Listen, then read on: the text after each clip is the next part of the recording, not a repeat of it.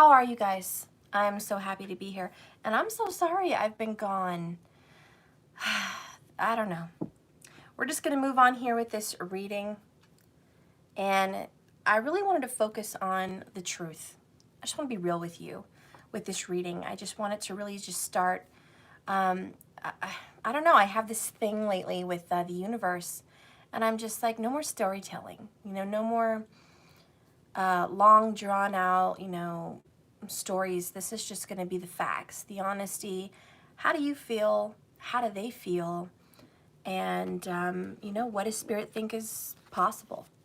That's all I really want to get into. So we're going to get into a twin flame or soulmate read. At the end of the reading, I plan on doing the rest of the 22s. Okay? So I think I have like 3. All right? And then later on, I do plan on doing the 100 Club. All right? And I'm so sorry I couldn't do the New Year's thing and the Christmas thing with my subscribers on the other side. So I'm going to do that tomorrow. I just want to have a special YouTube. I've had a lot of connection problems over here lately, and I did not want to risk coming on yesterday with the subscribers on my website. It kept jumping in and out of the live, so I just said, it's a weak signal or something like that. So I'm just gonna wait till CenturyLink resolves whatever the issue is. So anyways, we're gonna look forward to that on the 3rd. Okay, for my subscribers, we're gonna be doing a live over there. Okay, so let's see what's going on with my True Love Oracles. Spirit, can you just get honest? Tell me what's going on with you, my viewer, and your true love. What's going on with you? What's going on with you?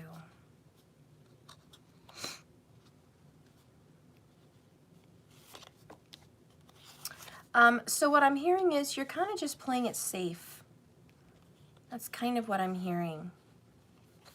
Just playing it safe, Steph. I don't want to be cautious. I don't want to throw myself out there. I don't want to get involved in something that is just going to cause me any more pain or trouble in the future. So I'm just kind of playing it safe, just seeing what's around. I'm not really vibing with much. I'm just watching, okay? Just watching, waiting, seeing. What's going on with your love? What's going on with your true love? What's going on with your true love?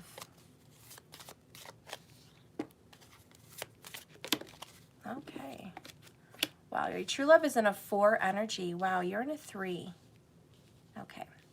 So you're doing a lot of healing right now. I'm going to give you an extra one because he's, he or she's gotten 4. But just notice how I pulled out 3 here. It's like you're practical, you're healing, you're getting stronger, you're making a lot of plans. Okay, very feminine energy, the 3, the Empress. And your masculine is very grounded, getting responsible, a little stubborn, but I feel being responsible or getting responsible, but just taking care of business. Bottom of the deck here is true colors. And I love it because we're doing just a very realistic reading today. You both have revealed something recently or will about who you really are. This is who I am. I don't know if you're going to like it. I don't know if you're going to love it. I don't know if you're going to hate it. But this is who I am. And I think you're just taking off the mask. That's what I feel with both of you. It's like evolving. I don't know. I'm just feeling you guys are evolving a lot. Okay. Let's get the tarot.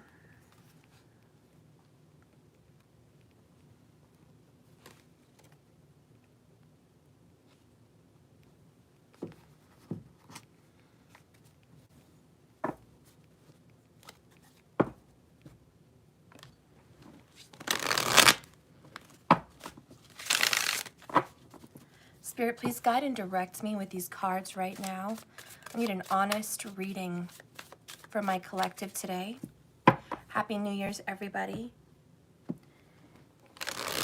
I need an honest revealing in this New Year's energy.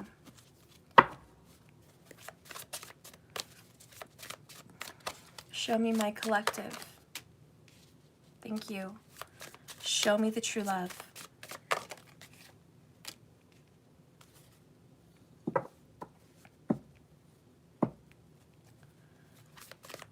Show me the challenge.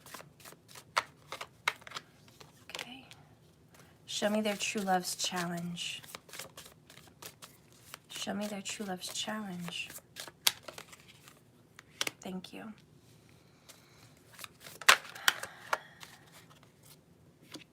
All right, this is going to be between you guys.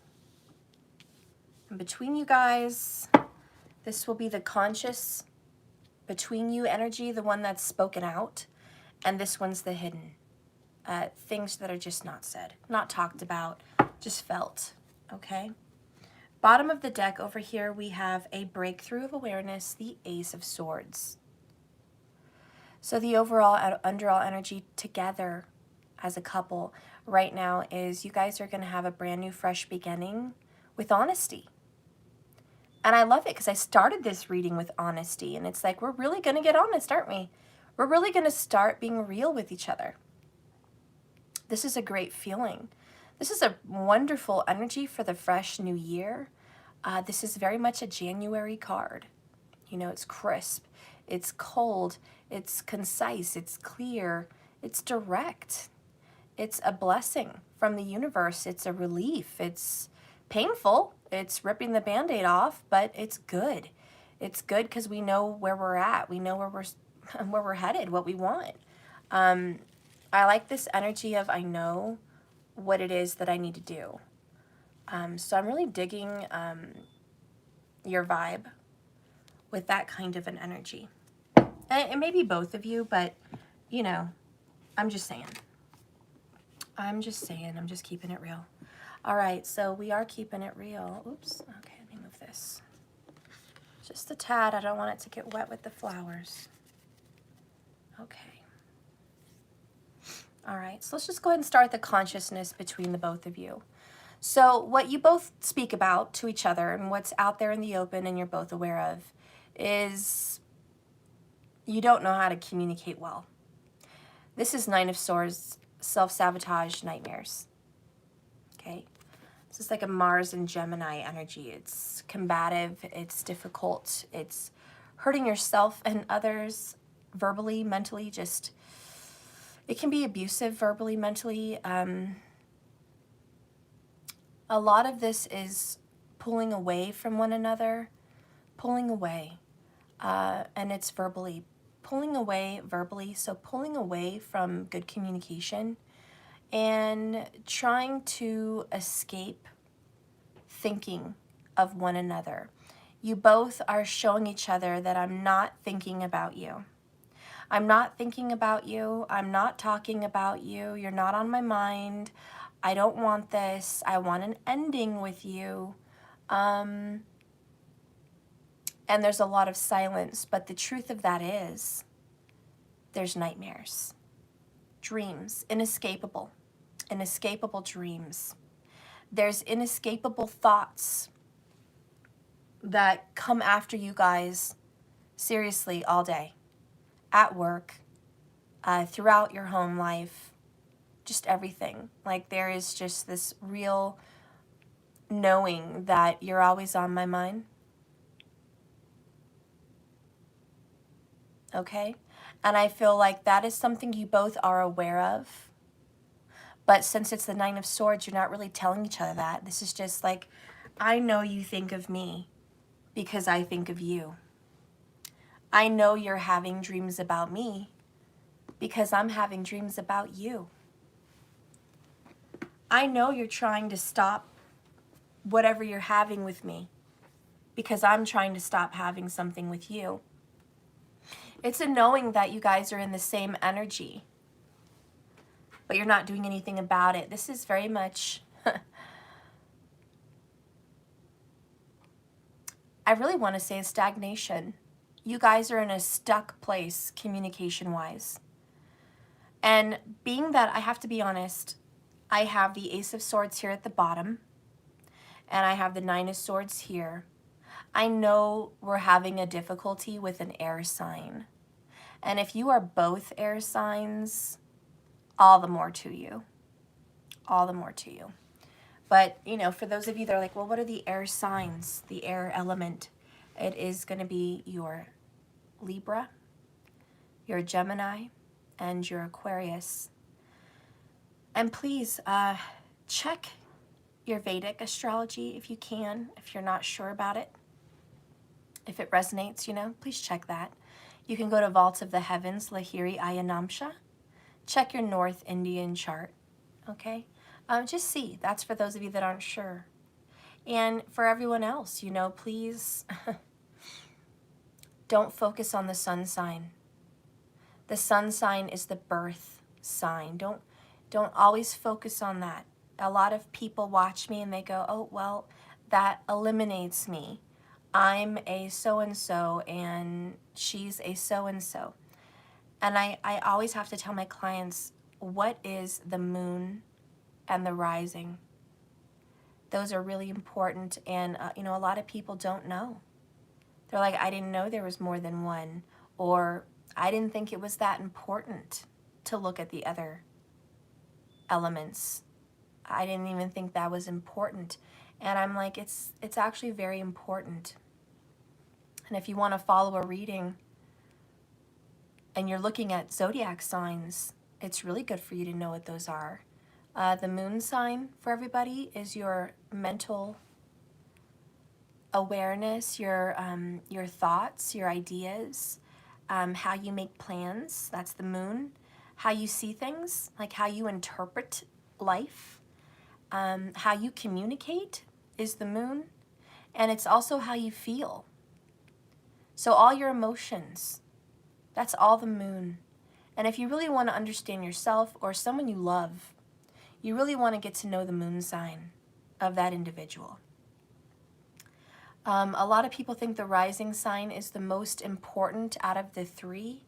I beg to differ. The rising sign is the most important to you because the rising sign, which is the ascendant, is what you want to do in this life, how you want to be seen, how you are seen, and your goals. Okay, it's your goals. It's your aspirations. It's your vision. So for you, the rising sign is really important. So when you're studying yourself and you want to get to know more about you, start with learning about your rising ascendant sign. That's like first, number one. In relationships, and if you just want to understand your inner self at an inner level, the moon, which I think is number one, but it could be number two for you. It just depends on who you are. I think it's number one. But your moon is extremely important. So it's going to be the moon or the rising that is the most important when following tarot readings with zodiacs. Last, third, in third place is the sun sign. That's the birth sign. That one's least important. But it's still important. It's just not as important as the moon or the rising. But it is important still. And, you know, that just represents your personality. Mostly it's your personality and it's your power. The sun sign is your strength, your gift. What are you good at?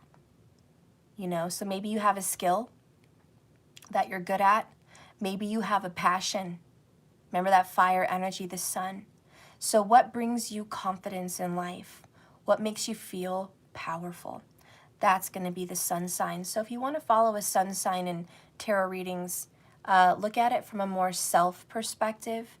And if you're following a sun sign for someone you love, you're kind of just watching their strengths, what they're good at, and possibly what they're experiencing personally. So the sun could also be a good way, if you're following a zodiac sun sign in tarot readings, What is that person experiencing right now? Like, what is in their environment? Whom are they dealing with? What's going on in their work life? What kind of challenges are they dealing with right now? And that could be a sun sign perspective. But if you want to know how someone's feeling, what someone's thinking, what someone is hiding from the world, and what's going on in their mind and their dreams and their thoughts, you're going to follow their moon sign. Okay? So anyways, I just hope that helps as you're following tarot readings, just to get a, I don't know, perspective. But so you're really dealing with an air sign, and that could definitely be yourself or this person. And sometimes nobody has an air sign, but it's the energy in which your relationship has that foundation, which is, if you had a foundation of air between the two of you, it means you guys have harsh communication, to be honest, and you guys have a very harsh reality. It's very cold, and it's difficult. It's a struggle.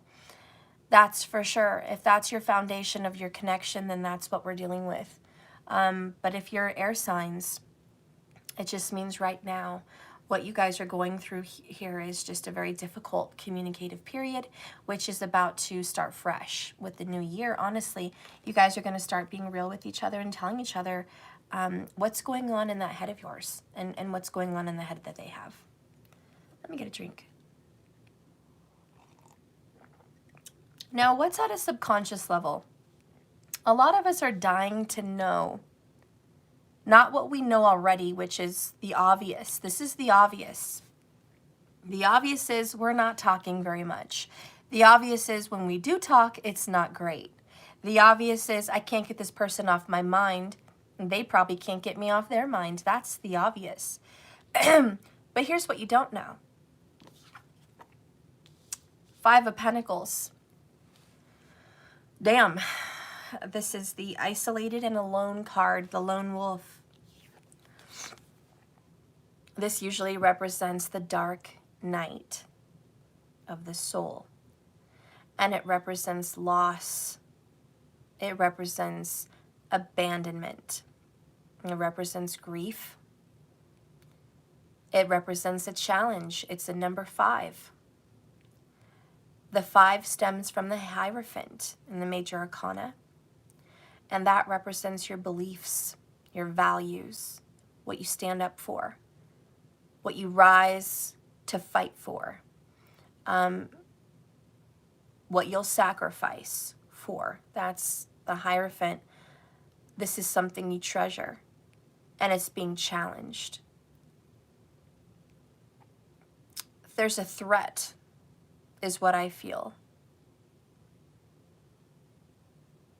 What is not being talked about is a fear of loss. I do honestly know that for both of you, the fear of loss is different. For one or the other, it could be I'm scared to be alone. That's my biggest fear. I don't want to be alone, and I don't want to die alone. And I don't want to go through life alone. That could be someone's biggest fear. It could also be a financial mindset with the 5 of Pentacles, which is I am not financially well. I am scared. I need so much money right now. I don't have it. I don't know who to ask. I don't know if someone's going to come in and help me. But I'm having a financial nightmare, a financial struggle, and I'm really focused on it. For some people, that's the major issue. And in another perspective of that card is health. I'm not very healthy. I'm struggling to get over an illness. I'm trying to heal. Or I'm getting older and I'm there's things going wrong with me. There's this, there's that, and I've got to take better care of myself.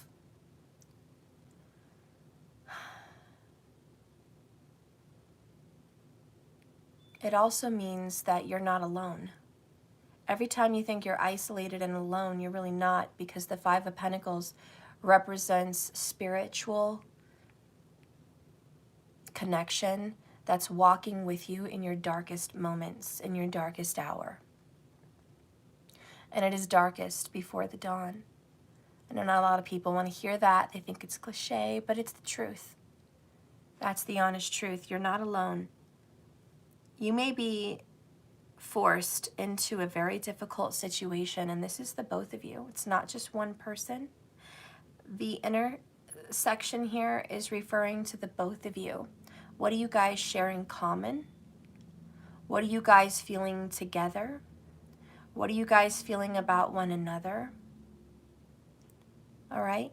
And the subconscious is a challenge. You guys are feeling the pain of separation and abandonment. You're both feeling the pain, maybe in different ways, but you're both feeling the pain. You're both feeling the pain of financial constraint in some way. You're both feeling the pain about challenging your belief systems, okay?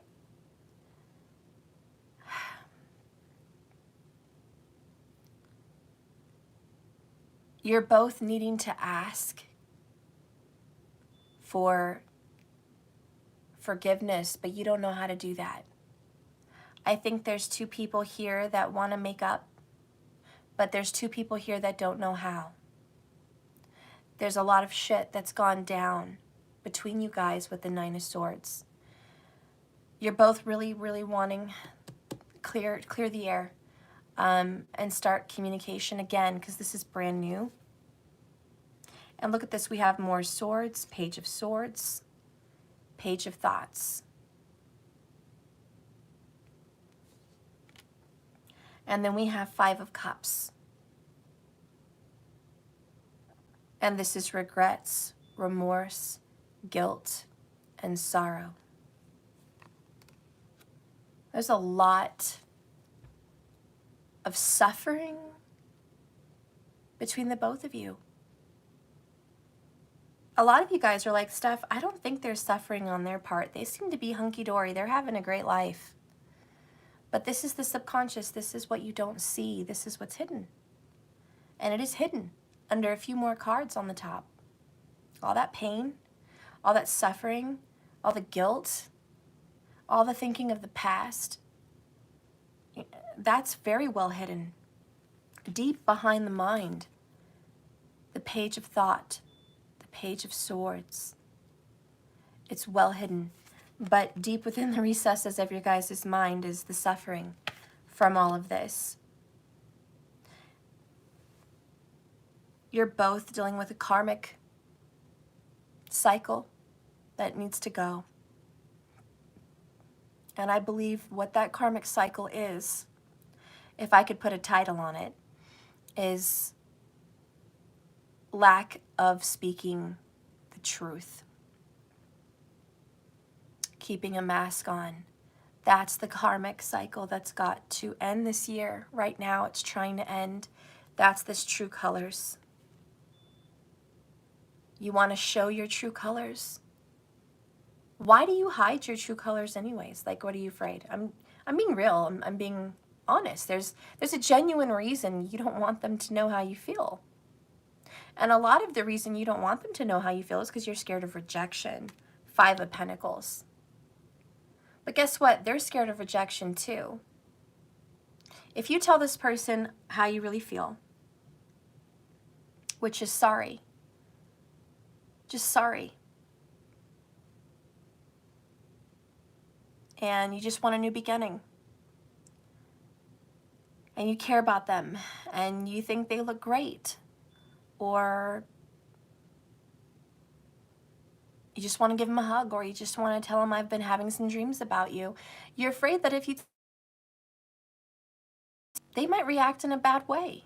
They might hurt your feelings. They may say, why are you telling me this? Why are you thinking about me? Why don't you get over me? You have a fear. And that right there, my friends, is why you found me. That's why you're watching this, to address your fear. This isolated and alone, Five of Pentacles, subconscious is what needs to be defeated, which happens to be negative thoughts, negative actions, and self-sabotage, self-harm. Someone's only hurting themselves. Now, this is a great time to start your affirmations. We are in the new year. I'm sure all of you, if not at least most of you, have broke out your new calendars, have got your journals out, have started thinking how you want to change your life. I'm sure all of you have been feeling that way. You're ready for that new beginning. A lot of that was from the eclipse, believe it or not. A lot of your feelings right now are from the eclipse. It happened December 4th, remember. And by the way, it was in Scorpio, which is transformation and the revealing of secrets, truths inside yourself and others. So yeah, we're all feeling that. It's like, let's cut out the bullshit and get real and change our lives. But this is a great time, if you are going to do that, to start a new playlist on your YouTube and to save 21-day challenges. And for you to go to that playlist every day for 21 days, if not more, you know what I mean? If you can do more, do more. But affirmations about wealth, affirmations about health, and affirmations about love.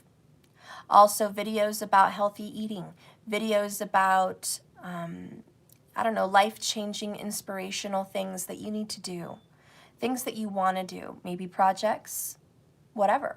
But a new playlist on YouTube is really inspirational because you go to YouTube mostly every day. And if you have a playlist and it's your 21-day challenge, you'll remember to watch some of these videos every day if you have a little playlist. And you can do it while driving, while at work, while in the bath, while journaling, whatever. So anyways, I do recommend that. It really is helpful. It's a little digital, thing. Everyone always has their phone on them, so do a playlist. And when you're bored or you're driving or you're stuck somewhere, scroll down that playlist for 21 days and start changing your thoughts. So far, your reading has been mental. Mental, mental, mental, just very mental. And you have to have a new plan. Look what's under here, strategy.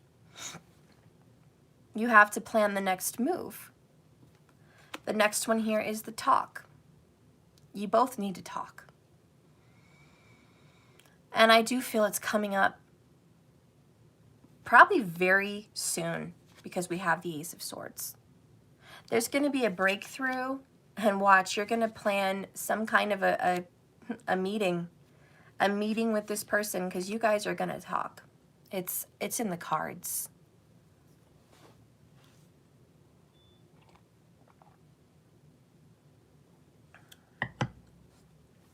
All right.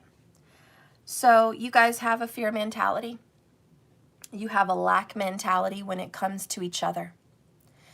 You are so damaged. Let's just be honest. Both of you are so fucking damaged from love and from life. It just basically kicked you while you were down, both of you. That's the Five of Pentacles. Kicked you while you were down. There were times in your lives, the both of you, separate ways. But there were times where the both of you felt it couldn't get any worse. There were times when the both of you felt, I'm already down. What's another punch to the gut? What's another blow to the ego? What's another blow to the financials? What's another troublesome fight? What's another long night? Literally, like long night of stress and nightmares. What's that, Who cares? I've already been dealing with it so much. Bring it on. I'm saying that both of you have been there, and that's where you're at. And at a subconscious level, we have to take charge. It's your duty. You need to stand up and say, fuck that.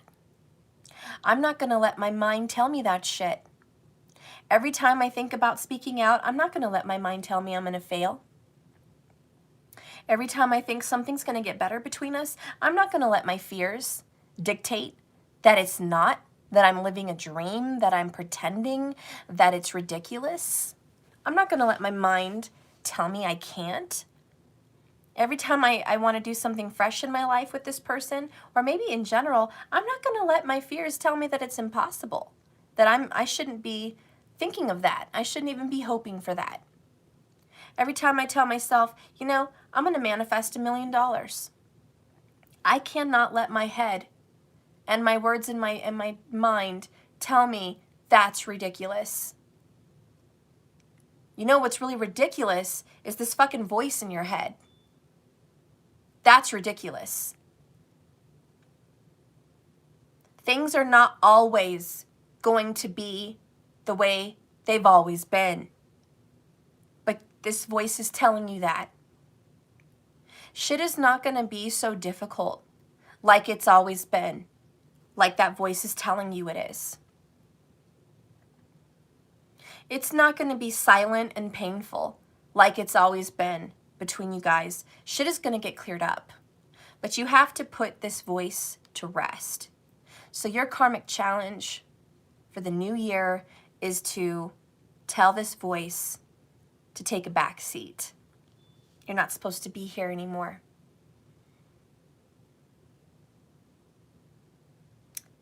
Happy New Year to you. Hi, guys. Happy New Year's. All right, so we're going to step into what's going on with you first. You're in a 3 energy.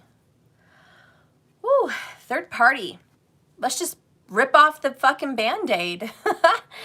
If you're watching me, you're like, Steph, this is my reality at this time.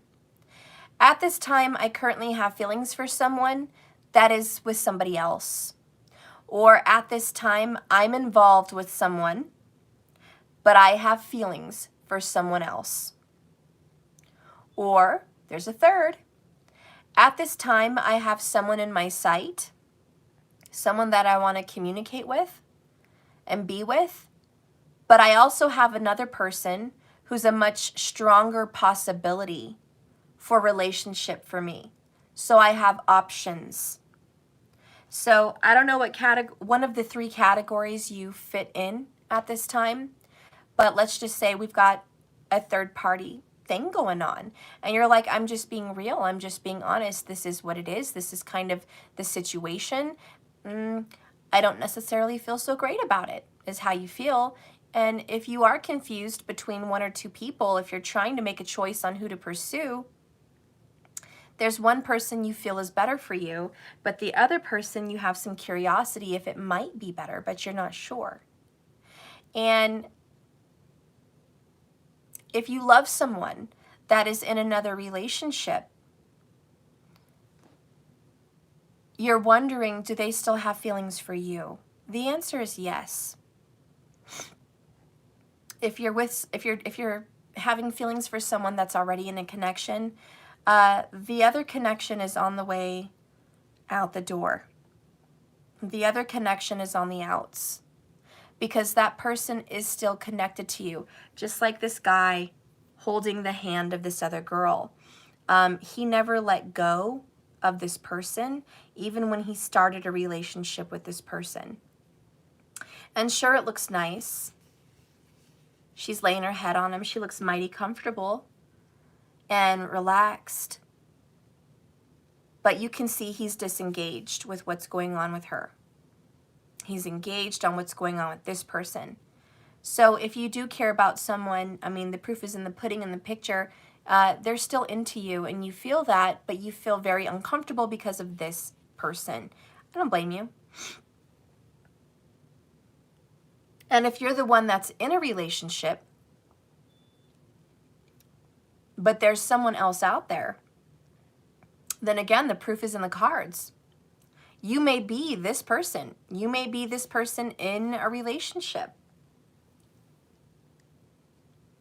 But you know you still have your eyes or feelings for the other person that you probably never let go of. And that's just a fact.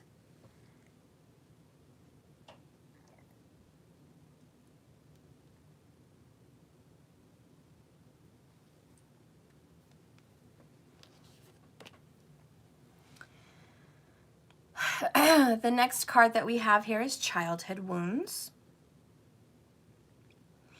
If you're the people watching my reading, you have some childhood problems. And they do haunt you.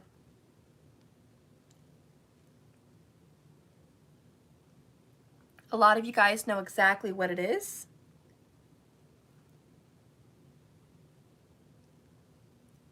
And some of you guys don't even want to deal with it.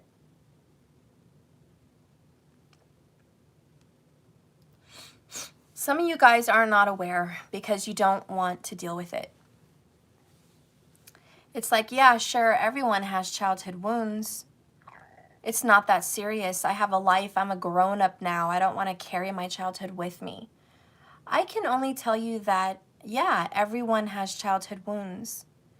And that's why it's part of growing up to deal with them emotionally and psychologically, to understand them, to diffuse them, to see where your parents came from and why they did what they did, to have some kind of an understanding.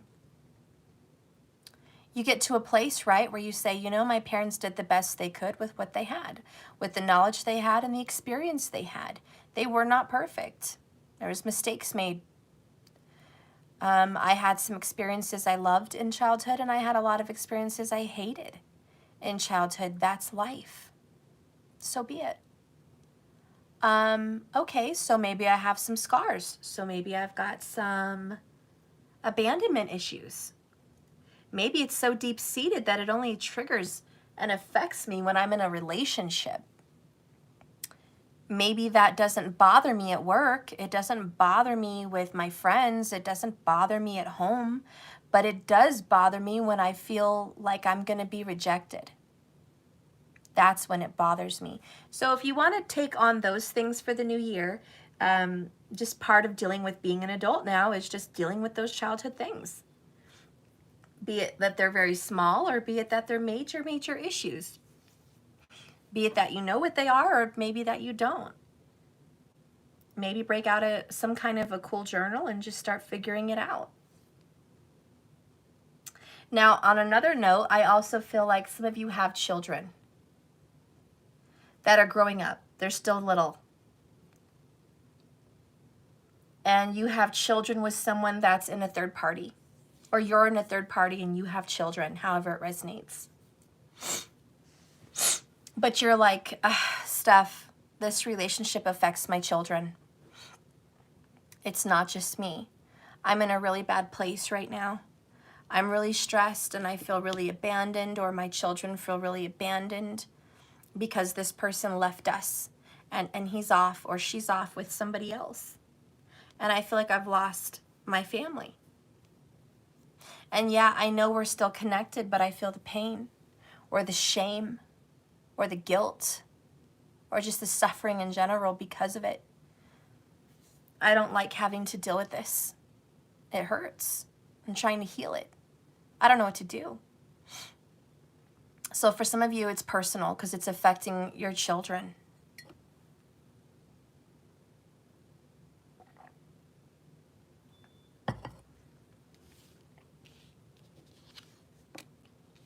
Wow. My collective has a real desire to fix this. That's just the collective that I am resonating with today. This reading has to be about you watching me because that ultimately you really want to mend the bridge between you and this person. You want this third-party situation gone. And you want to mend the rift between you and this person. So number 3 energy, right? You're here for Empress healing. The Empress is in the house. She is mature. She is wise. She's gifted in the art of healing. She's a giver, not a taker, but she has healthy boundaries. She's a mother. She's a wife. She's a grandmother. She's a crone. The Empress is experienced. The Empress is mature and wise. And I just feel like that's who my audience is resonating with. Most of you, male or female, is resonating with the Empress. That's who you are. Can I guarantee that everyone that clicks on this video is going to be an Empress? No. I'm going to probably feel there's a few of you that are in a different vibration, which is youthful. The youthful vibration is going to be, I'm done with this right now. I can do better. I don't want to heal anything. I just want new. I just want new for the new year. My New Year's resolution is I just want to start fresh, move somewhere else, get away from all of this. I just want to escape. 7 of Swords. I want to escape all of this shit, cut my losses, take what I've got, and move the fuck on. And that's a youthful energy. That's the 7 of Swords. And for those of you that are watching, you still have a reason to watch because I'm going to touch on you. I'm going to touch on you a little bit. You do not have the energy right now in your heart to heal these wounds. You're wanting to cut off, which stems from being childish, childhood wounds, abandonment issues, and I bet you were abandoned as a child in some form, either emotionally or physically. And I bet that is the karma you've picked up from your experience on this earth, is to cut ties. That's what you've seen and that's what you're going to do. And you struggle with that. For those of you that are in a youthful energy, a 7 of Swords energy, that's what you do. You cut ties clean and you move on, and you essentially, you essentially dust it under the rug. And if that is you, you will keep getting all that dirt and sweeping it under the rug because you don't want to see it and you don't want to deal with it and you don't want to address it. Or you don't give a shit about it. And you don't even want to give it the time of day to put it in a scoop and dispose of that pile of shit in your life and get rid of it forever by taking that scoop and dumping it in the garbage or tossing it outside. That's too much effort. That requires too much counseling, healing, spiritual work. That's just a lot of fucking work. And honestly, that's where the youthful energy is here, is I don't want to fucking deal with it. I'm done, and I'm done now. I don't even have time to go look for a scoop to get that shit out of my life. That's time consuming, and I don't want to give this person an ounce of my energy. It's not important to me. If that's where you are, and you're in the Swords youthful energy, that's okay. That's your journey right now. That's where you're at. And you probably need to go through that stage. You need to go through that. You need to process that. You need to go experience a year of that, or 2-3 years of that.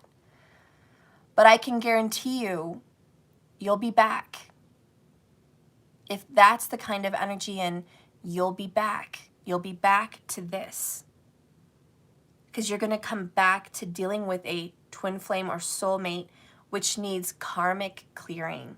And the only reason I know that you'll be back with this is because it is karma. See, karma wants you to face your fears, deal with it, and dispose of it properly. Get real and get honest. You know, I was doing school with my kids yesterday, and we were doing a math problem. Well, several, but we were doing one in particular that they just wanted the answer. And they were like, let's get the calculator, let's do this. Like, I just want to get the answer and finish the page. And thank God I homeschool, because if they were in school, they would get the answer and move on. But I said, no, the point of teaching you this lesson is so you don't get the fucking answer. I didn't say that. I didn't say effing. But I said it's so you don't get the answer. It's so you figure out how to get the answer.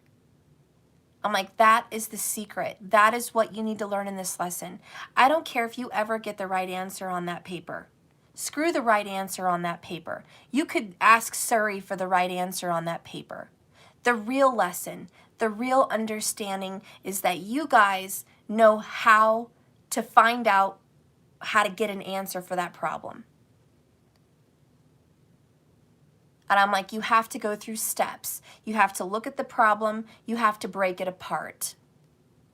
to dissect it. You have to say, does this make sense? You have to read the question maybe 5 times before it makes sense. And then when it makes sense, you know what you have to do to figure it out. And you have to maybe subtract, put something over here, and separate this energy over here, put that on the board.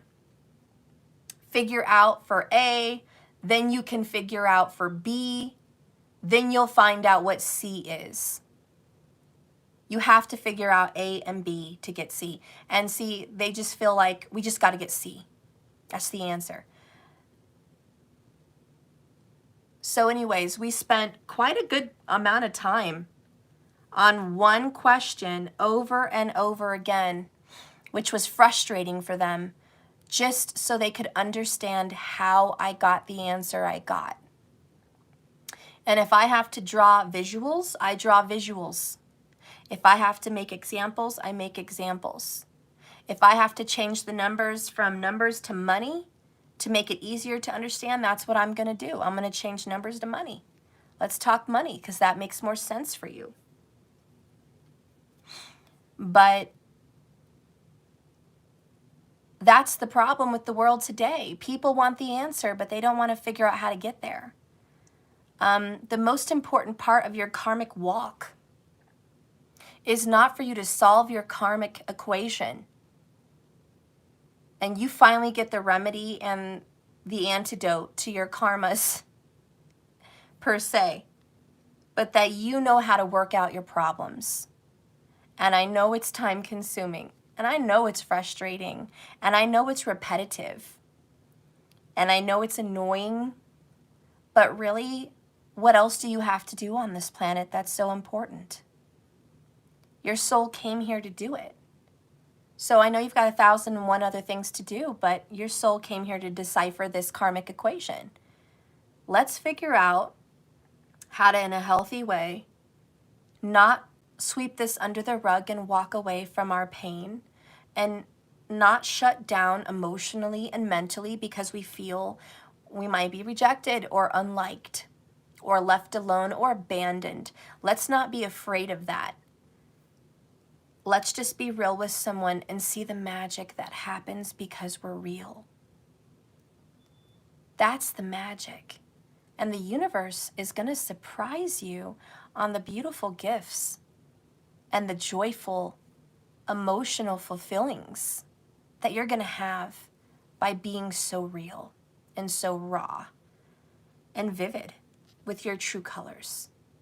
That's the plan. So you need to figure out, and a lot of you guys that are in your Empress energy, a lot of you guys are ready to do the healing. You're ready to conquer your karma. You're like, okay, if it's dealing with this situation, I'm ready to tackle. And that's wonderful. And you're in that good vibration. And there will be some mending of bridges for you because you're really wanting that. And like attracts like. Mostly this reading so far is getting control over your head, over your mind, over the voices in your head, the voices of your parents, the voices of your doubts, the voices of your shadow, the voices that are playing ruler in your mind. You're getting control of them. You're conquering these battles. Okay, let's see what else is going on. So you guys have more swords. I mean, is every tarot going to be painful? I hope not in this reading. You guys have the painful ending, 10 of Swords, which is a death.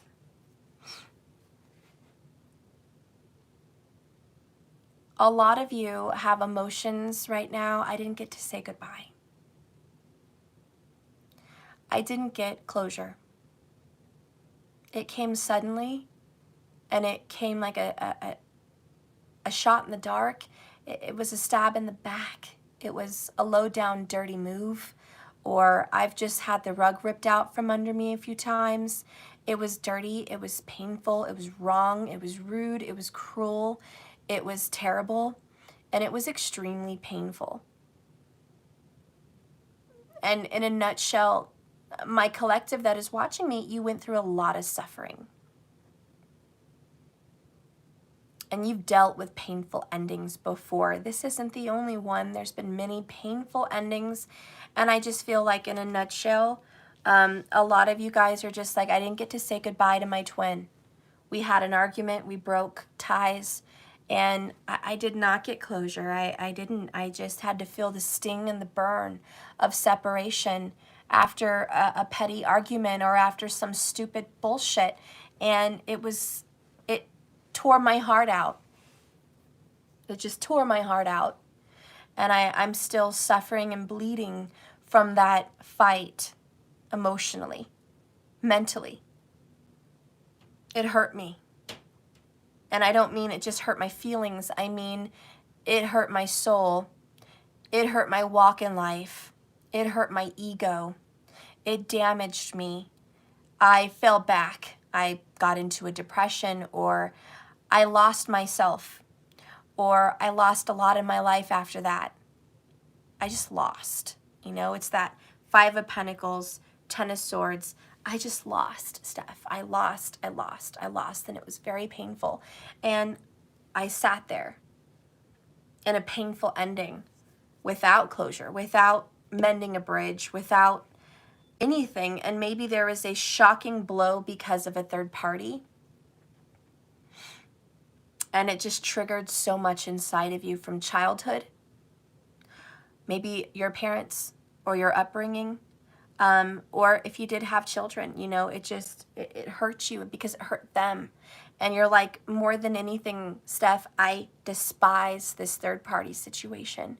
I want it over. I want it done. I've been waiting for it to be done, and it's not. And if that's you and you're watching me and you're like, Steph, I've been fucking praying for years, maybe 5 years, for this fucking third party bullshit to get the fuck out of my life and have my man back, or have my woman back, or just be done with it in a whole, but I still feel connected to them. I just want it done, Steph. I'm suffering. I just want it done. I want to get my old self back, for some of you. You're going to have to decipher your karmic equation.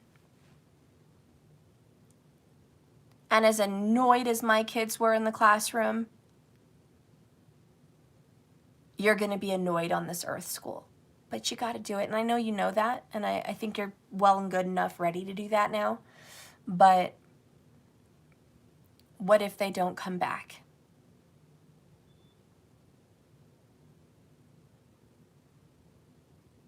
What if you make up, but you're only friends?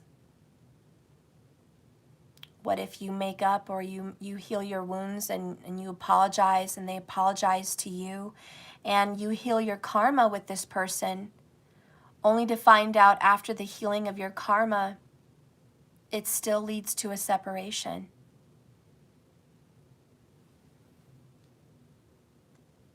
There's all different kinds of outcomes. I don't know exactly what your outcome is going to be, but I need you to be open to that. It's not all going to go down one way. But the point is, you do have to deal with that. And you have to make peace, and you have to mend the bridge and the rift between you and this other soul. Because what I do on my channel, and I hate keeping it so broad, fuck broad strokes, I have to keep it detailed. My channel aims at soulmates and twin flames. I will not conform to the YouTube collectives of tarot readers. I will not conform to general. I can't, and I won't. That's not my calling. Please don't ask me to do that. It's not real. The reality, the realness of my readings is, this is for people that do actually have a twin flame connection. This is for people that have a soulmate, which means you're reincarnated. You're here dealing with someone that you've dealt with before. So I'm here to talk about these kind of readings. So basically, you know, I'm here dealing with soul bonds. And if you don't have one, If you're not soul bonded to another individual, then it probably will not resonate. And that's okay. And if you're not soul bonded, what I'm saying will not resonate with your soul and it will not make sense in your logic. Mending bridges, healing karma with this person, that's not going to resonate with you because you're not bonded. You're free and you're new and you're ready to start new, and you're not feeling a soul urge to be here in this connection, and that's okay. Some people have that stuff going on in their life, and that's wonderful. I'm not debating that. But I'm just saying, if you're here and you're connected to this individual that you're watching this video about, because you still feel connected to them, because you still think about them, because you're not done with them, and because you feel like you've known them before, and because you can't shake this relationship. And everyone else is calling you crazy. Everyone else is thinking you're obsessed. Everyone else is thinking that you're just codependent. Everyone else thinks you're just a mess of a person. I'm here to tell you no. You've been here before. You have karma with this other person. You feel it. You know it. All these thoughts and feelings that are surrounding you are karma, not craziness. And if you do want to get better, you have to heal it. That's the truth. If anyone wants to call it crazy, that's their prerogative. They're not walking your shoes, and they're not feeling your feelings. This is your reality, not theirs. And if you feel attacked by your soulmate or by your twin flame, you feel attacked by them, you know, I'm here to tell you that you're both in the same energy. And maybe your person is in denial. Someone's in denial. Because the truth is, you're both suffering at a subconscious level. You're both dealing with abandonment. You're both dealing with separation, anxieties. You're both dealing with struggle and loss. You're both feeling it. And as difficult as your walk is, there is as well, because this is in the cards. This is mutual. This is what's between the both of you. And it's not cupcakes and fucking rainbows. It's not. It's just not. And what you guys can see in front of each other, to each other, is it's fucking difficult. It's hard for you to talk to him, and it's hard for him to talk to you. Or her. Okay? It's hard. That's just the truth in this reading. The next card reveals temperance, restoration. The card said it, not me. Spirit wants to give you the message, not me. Good things take time. And this is about healing. This is fire and water. This is balance. And balance takes sometimes an eternity. And this is like a Buddha card. Getting control of your feelings. Making peace with your past. And being in the present. This is the Fix-It Angel. The mender of hearts. The mender of relationships. You guys are going to get restoration as a person. So if you're watching me, you will be restored.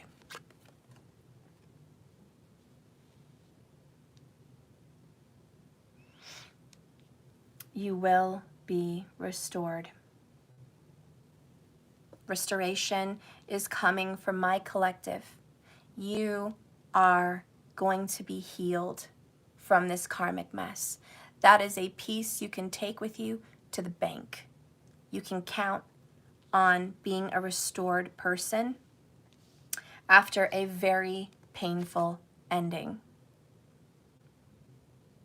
This is over. It's reached the level 10.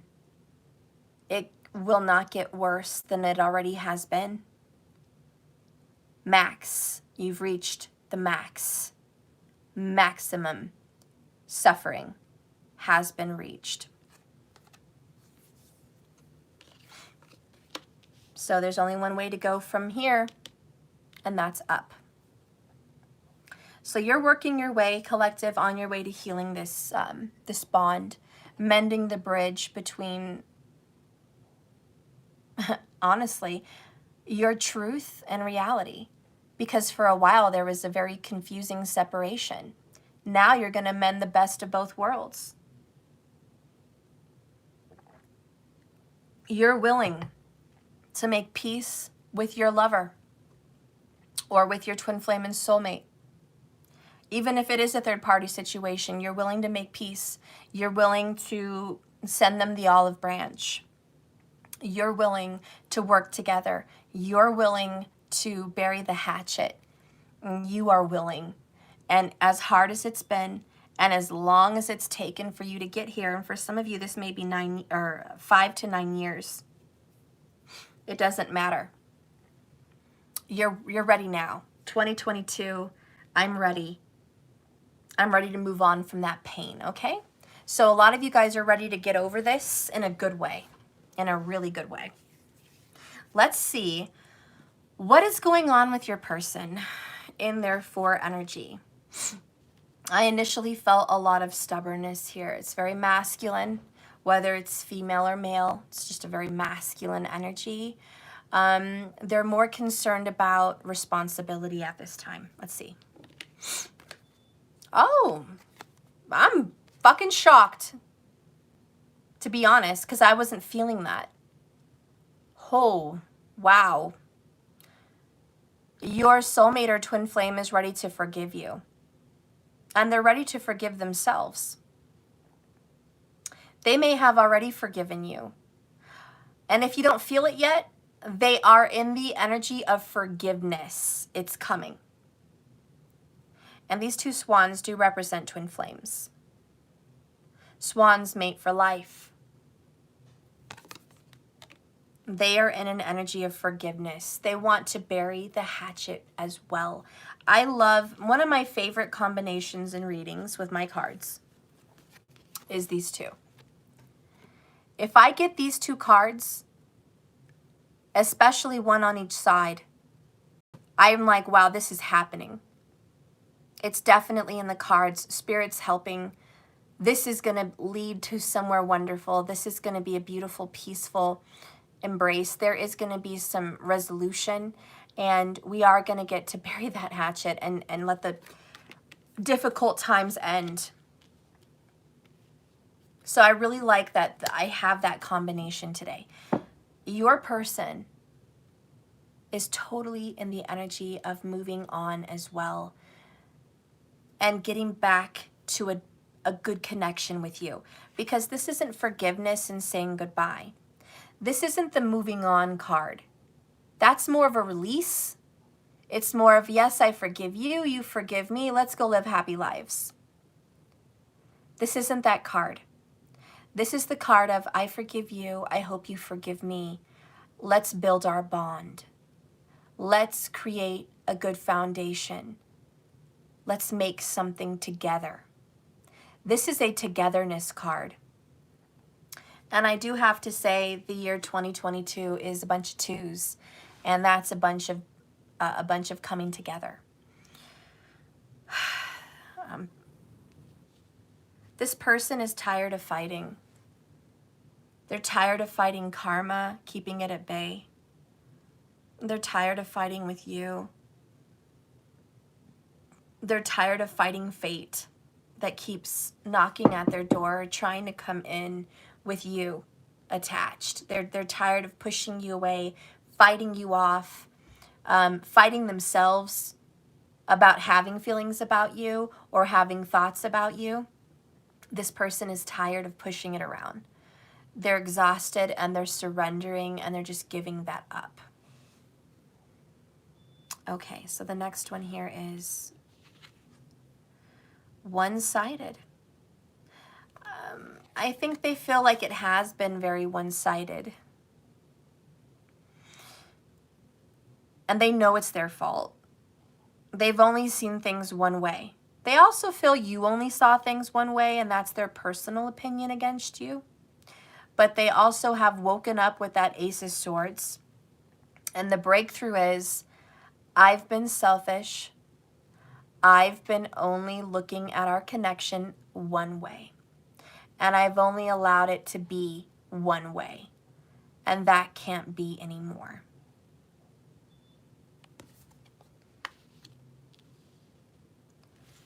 The next card here we have is toxic. They've been in a very toxic energy. This person may be a smoker. This person may need to smoke because of your connection.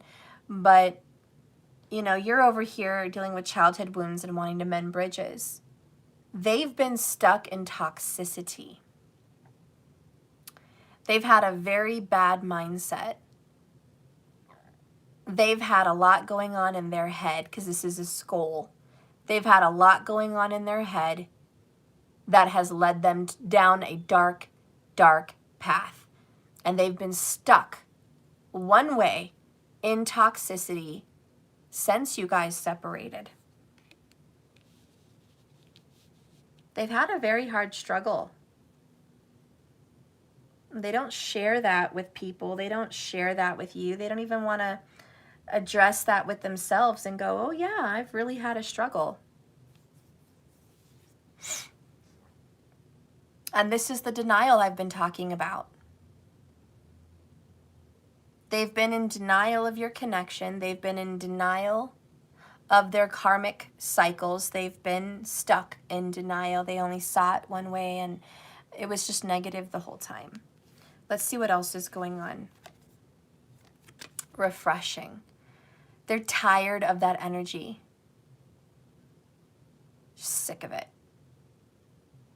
And the vision I got was a kid trying to act depressed and stealing their dad's cigarettes. And the dad catches the kid, and the dad says, oh, you want to smoke? Okay, I'm going to let you smoke. You're going to smoke this whole pack, and the next one, and the next one. And the mom is just sitting there like, what? No, that's bad for his health. And he's like, I know what I'm doing. I know it's bad for his health. That's why I don't want him to be smoking for a lifetime. I want him to smoke so much right fucking now that he's going to get sick of it. He's going to hate it. I'm going to tell him when to smoke. Once he's done with one, I'm going to pop another one in his mouth. And you're going to smoke that shit. And this kid is just puking and barfing and just like, fuck cigarettes right now. And then the kid's like, I don't want to be anything like my dad. I don't want to be a smoker. I don't want to be a jerk like my dad. I don't want to be anything like my dad.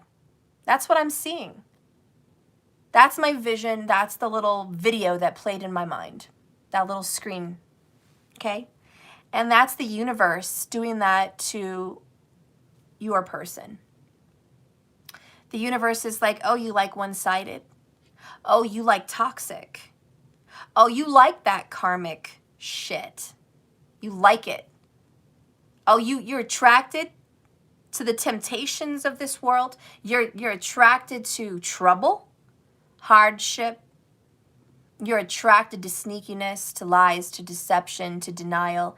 You're attracted to pain and suffering. For some reason that bad boy, bad girl vibe really calls your name. Let's do it. You're going to fucking sit in that shit for a while. And I'm going to throw so much toxicity into your karmic ass life that you're going to hate that shit. And your attraction and temptation to that world will be no more. The universe really wanted your person to sit in their own shit. Excuse me for saying. But it's like, you made your bed, now you're going to sleep in it. And I'm going to make you sleep there for a long time. You're going to be bedridden. You're going to be bedridden and sick in the bed you made. I hope you really enjoyed it. And this sounds weird, but I just got another little vision. of someone throwing crumbs into their bed. I don't know, like some kind of food crumbs, maybe breadcrumbs or something like that. I'm just going to stick with breadcrumbs. And breadcrumbs are all up in the bed, in the sheets.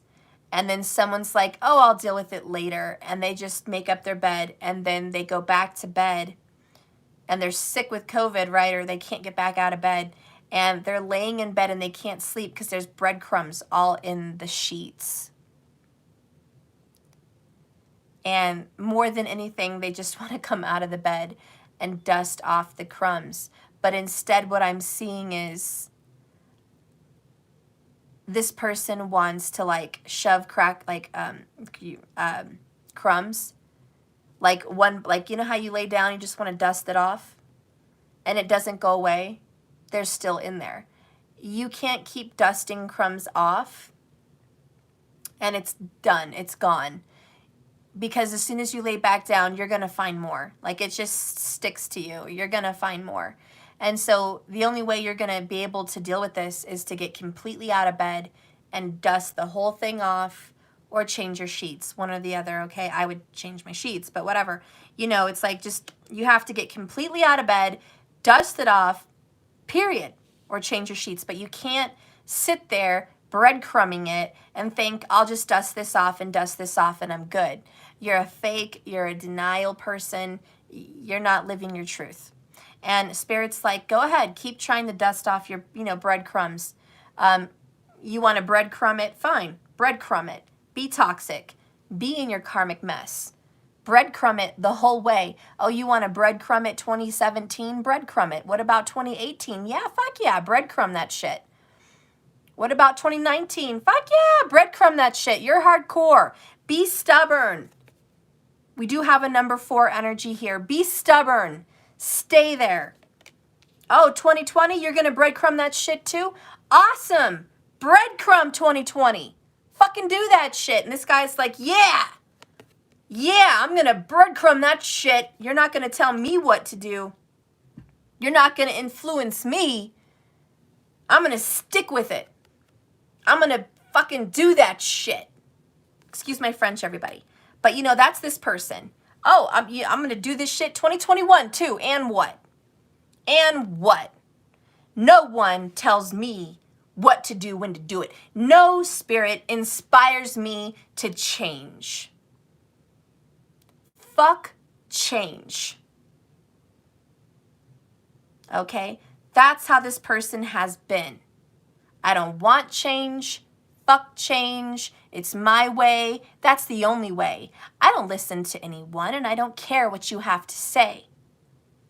This is my opinion. This is how I feel. And no one's going to change it. And I'm going to puff on this toxic shit till I'm good and ready. Or I'm going to puff on this shit till I'm dead. That's the way the cookie crumbles. So that's the energy this person was in. And they just wanted to sit in it. Well, it's refreshing now that they are in an energy of forgiveness. They're going from a dark toxicity to a beautiful rebirth. Their whole spirit is changing. It is the sun and the white clouds and the blue sky after a storm. This person had to go through that dark night of the soul and just sit there in it until they were fully done. Just like the kid puking and hoping he never sees another cigarette in his life. And now every time he puts one in his mouth, he's got a bad memory and a bad taste in his mouth for it. That's what this person had to go through. And it was nasty during it. It was very nasty, but it had to be done. And so Spirit's like, if you've been suffering with this person for quite some time, it was worth it. Because now we're creating a good foundation to where this person is no longer tempted by a flame that is not the right one. This person is not going to be tempted by karmic bullshit because they're sitting so much in it. And so they need to forgive themselves for their stubbornness, and they also need to forgive you for some of the things that you've said and done that have put them in that spiral as well. So let's go ahead and reveal the tarot. The High Priestess, hidden knowledge. God, your person just loves the dark. Fucking A. They just love the fucking dark. This person embodies the energy of, the High Priestess is Gemini. She's also Virgo. I'm sorry, not Virgo. I can't think worth a damn right now. Scorpio. I'm sorry. So she's Scorpio. She's Gemini. You know, she's also Libra, in my opinion. She's very balanced, you know. But this person's very Scorpio. And I think this person's energy here is Capricorn, Scorpio. Even like Virgos tend to be dark and withdrawn. Even Pisces. And some Gemini in here, you know. But this person is dark. And some of the darkest kind of toxic signs that you'll ever like really encounter. And I know you're going to be kind of surprised to hear this, but the people that can go dark and do it well, believe it or not, is Virgo, Capricorn, Scorpio. They can do it very well. Pisces can, but they don't do it well. But I've seen many a Pisces go dark. They just can't keep it up for years. They can keep it up for a while, maybe like months. They can't keep that facade up for years. They're too spiritual. They always find healing and release. But the other signs I just mentioned are stubborn as fuck. And they will go dark. So I don't know. I feel like that could be kind of who I'm dealing with here. But that's their energy. Even if it's not their sign, that's their energy. And this hidden knowledge is they know better. They're not stupid. They're intelligent. It's a choice, which is the number 2. Major Arcana. They have the key and the access to the other side. They just didn't choose that. Because fuck that. They made a choice and they're going to stick to it. And that's how they felt. And your person's energy right now is, I'm withholding from you. I'm withholding. I'm withholding the forgiveness because I'm in power and control. Number 4 energy, Emperor. I'm withholding letting go of my toxicity because I'm so stubborn that I chose it. I want to make it work because that was my choice. And I don't like my choices not working out. It's like I chose this other third party and I'm going to fucking make it work because that's what I picked. And come hell or high water, I'm going to fucking do it to prove everybody wrong. And it's like, what's more important, proving everybody wrong or being happy? But that's this person's attitude. Oh, fuck being happy. Happy's cliche. Happy's unrealistic. Everyone's miserable at some point. Everyone suffers at some point. I might as well say I'm right and suffer my own way. That's very hostile. I honestly think that your person is very hostile. Like, they're so stubborn, it's to their own detriment.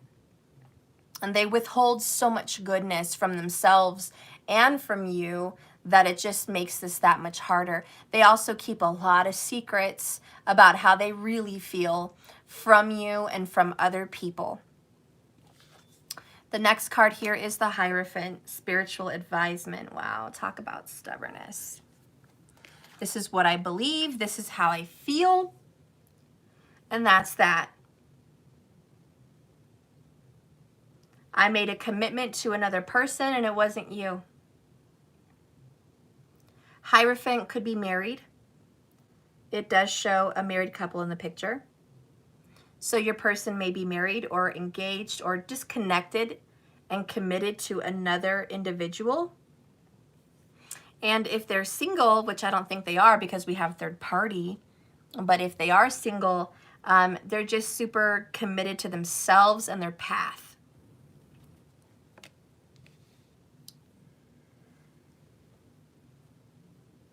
However, as difficult as this person is,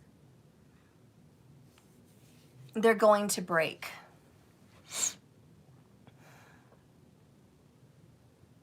They have a reason why they've been like this. And the reason that they have is because they got hurt a lot in their youth. People tried to hurt them and make them feel bad. And they took it and they were like, you think that hurt me?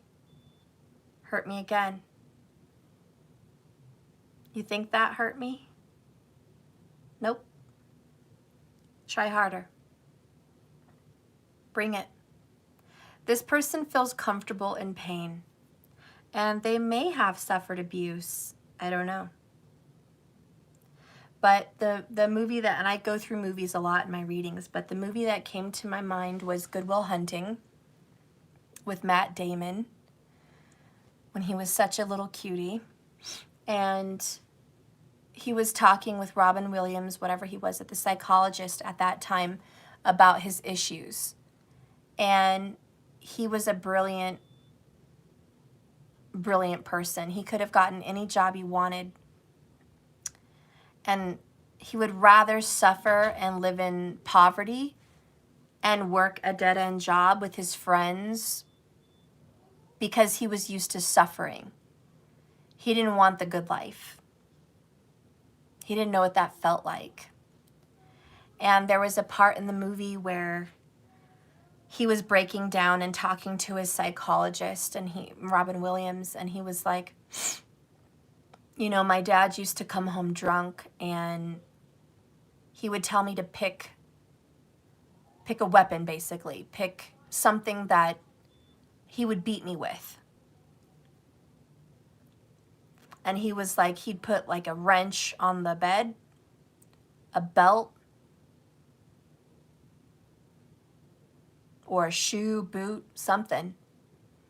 He was like, he would lay him out on the bed and say, pick one. And then the character in the movie, Matt Damon, said, you know what I fucking picked? I picked the fucking wrench. And Robin Williams was like, why did you pick the wrench? That hurts, like really bad. Why would you pick the worst one out of the bunch? And Matt Damon was like, you know why? Because fuck him. That's why. Fuck him.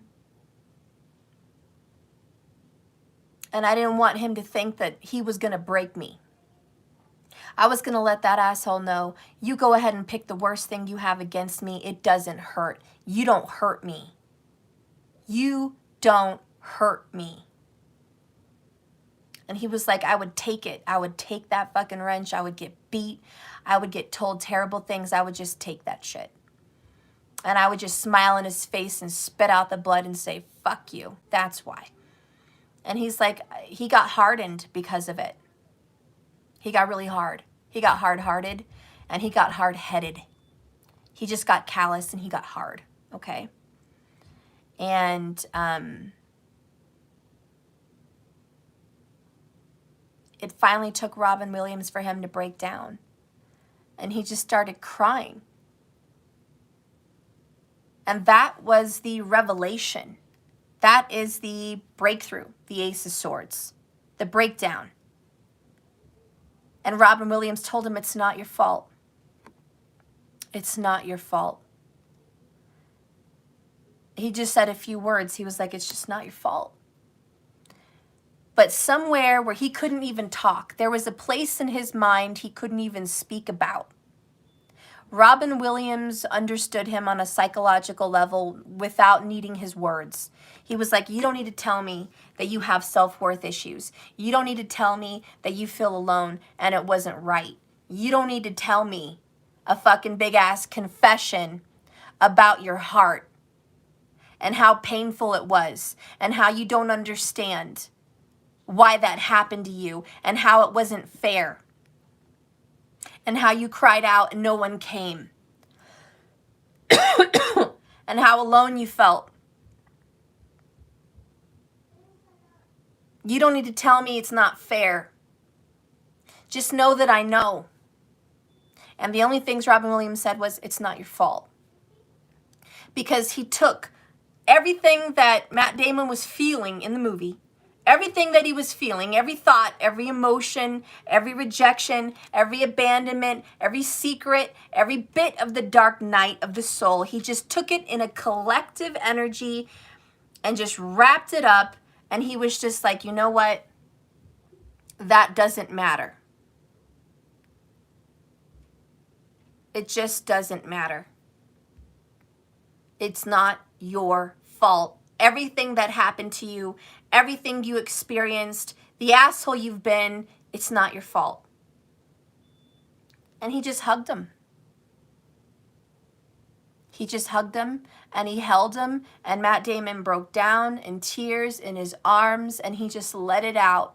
And he was hitting the wall and he was angry and he had to release. And he had to forgive the past.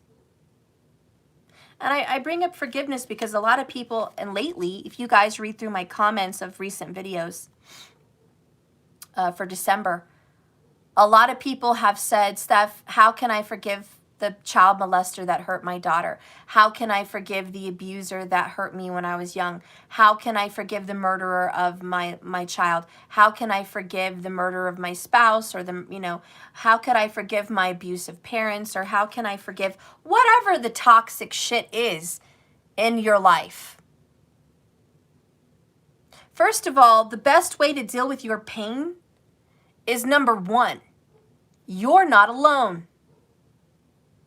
You're not all alone. You're not on a little island somewhere, the only one in the world to have been hurt, to have your child hurt, or to have lost someone. You are not the only one. You are not alone. And once you can just fathom that, you can tell yourself, I'm in a group. I'm in a community. I'm in a community of hurt people. And your first instinct is going to be, I want to heal my community. I want to heal them. We are not going to be driven down to the ground. We are not going to be pushed off a cliff. We are not going to be forgotten. We're not going to hide in the dark. We're not going to be, re-hurt over and over again. We're not going to let those monsters steal the rest of our lives. They already took enough. And once you can put yourself in that collective, you can get strong. And you can help other people. And by helping other people, you're going to find out you're helping yourself. So when you see somebody else suffering, reach your hand out and say, I'm suffering too. I'm suffering too. And you're going to find your strength in tears, in sorrow, in brokenness. And you're going to let that come out of you guys, and you're going to connect. And you're going to tell each other how to be strong. And you know for a fact at that point that hating someone, being angry at someone, wanting to smash their face, wanting to hurt them, wanting to kill them, wanting them to die, wanting them to suffer, that's not going to do shit for you. And you're going to realize, just like this energy over here in toxic one-sidedness, you're going to realize all of your hate and anger that you want to spew out towards that enemy is only affecting you. It's only making you wake up late, depressed, and sad. It's only making you fail at every dream you want to achieve. It's only making you go through pain and suffering. When you realize that that's all it's fucking accomplishing, you're going to forgive. In fact, you're going to be so fucking quick to forgive so you can be done with that fucker and move on. You're going to be like, I am ready to forgive. Goodbye. So I don't have to think of you ever again. So I don't have to feel something about you ever again. I just want to forgive you and send you off into the fucking sunset. Goodbye. I forgive you and goodbye. See, forgiveness is freedom. It's liberation and it's for you. So the next time you say, how can I forgive? Change that to, how can I liberate myself? Because all that answers are going to come to your mind already. You're going to know that you have to stop thinking about them every day. You're going to know that you have to break a cycle. You're going to know that you're going to have to get help. You're going to know that you're going to have to get a journal or a psychologist or a friend or a passion or a mission in life or some other focus. You're going to know that in order for you to liberate yourself, you have to have a strategy and a plan to get the fuck out of this cycle that you've been stuck in with forgiveness. Now, that's just for other people. That's kind of separate from this reading. It's just forgiveness in general. Forgiveness in general is not about the other person and making them feel better, because you forgive them. And you give them a gold sticker and say, we're okay now. I give you a sticker and that means that I forgive you and you and I are awesome now. We're gravy. We're good. We're Gucci. We're so good because I forgive you. No, that's not what it means. Your attacker, your enemy, whoever this person is that you have to forgive, you're not giving them any fucking gold sticker. They're still going to suffer in their silence until they forgive themselves, which is even harder than you forgiving them. Them forgiving themselves, 10 times worse. You can't even imagine the road an abuser's on. The abusers are on a dark-ass long road, and it's going to take them a good long while to even reach the ability to forgive themselves. They're going to be most likely so torn up down a dark cycle, they're going to end up in a dark place.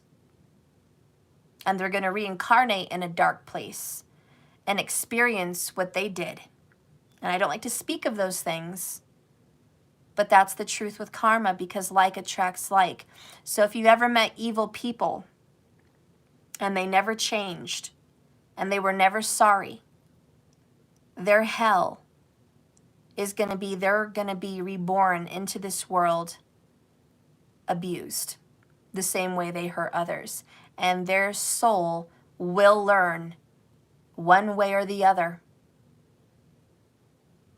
what's okay and what's not okay. And they will learn this cycle of forgiveness. So I don't know, that's their walk. Don't worry about your abusers or your enemies' walk. That's their walk. Their walk of shame, their walk of hardness, their walk of difficulty, their walk of one-sidedness, their walk of toxicity, their walk of hate. That's their walk. What's yours? I hope your walk is very different. Do you want to be their metaphorical friend and walk side by side your enemy down a dark path of unforgiveness and darkness and hate, anger, disgust? How about just flat out unhappiness? Do you want to walk side by side your enemy down a dark path of unhappiness?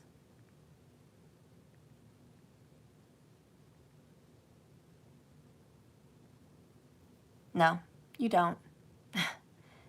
You don't. I know you don't.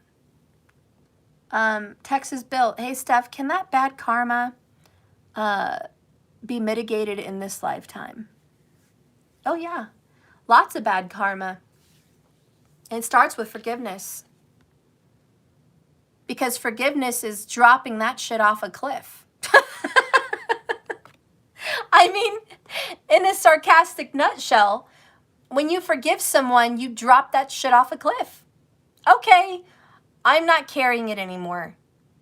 I want you from now on to imagine a grudge as a little backpack.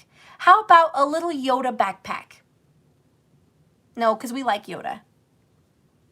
Let's do a little demon, okay? A little demon backpack.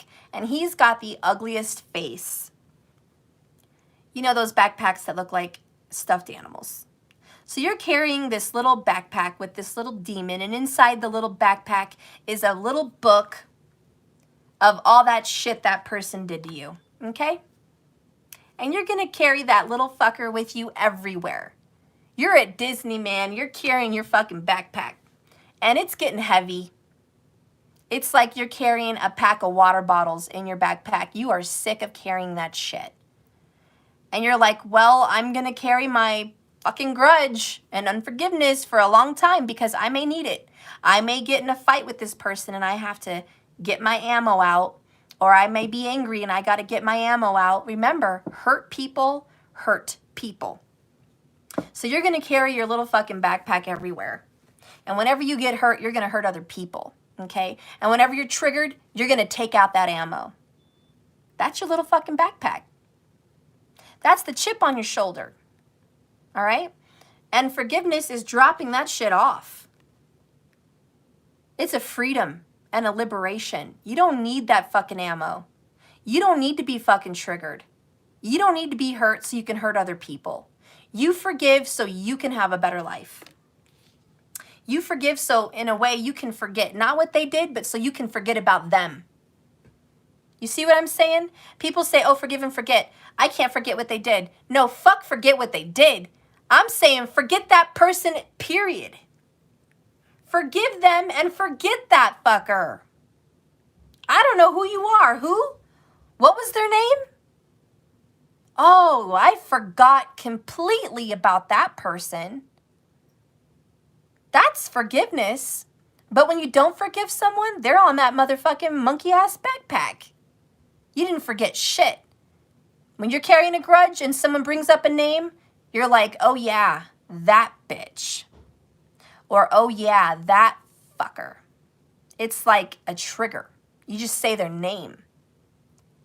Why? Because you still have the grudge. You didn't forgive, and you sure as shit didn't forget about them. You're supposed to forgive these fuckers and forget about them. Don't even give them the satisfaction that their soul means anything to you. Whoever hurt your child, whoever hurt the one you love, whoever hurt you, don't even give that soul a thought, an energy vibe, anything. Don't give them any power that they affect you, touch you, or are connected to you in any way. Just be like, you came, you saw, you dealt with them, and you released them. Good fucking bye. I don't ever want to see that soul in a future life again. I don't ever want to hear about them, feel them, run into them, see them, think of them, and I sure as shit don't want to reincarnate and deal with that fucker again. I forgive you. Goodbye. I'm not ever going to think about you again. You know, and that's just speaking about forgiveness in general. That's not a twin flame or soulmate relationship. That's abuse. That's suffering. And I only brought that bit into this reading because I've had a few people, mostly women, comment on the harm that befell their children or themselves.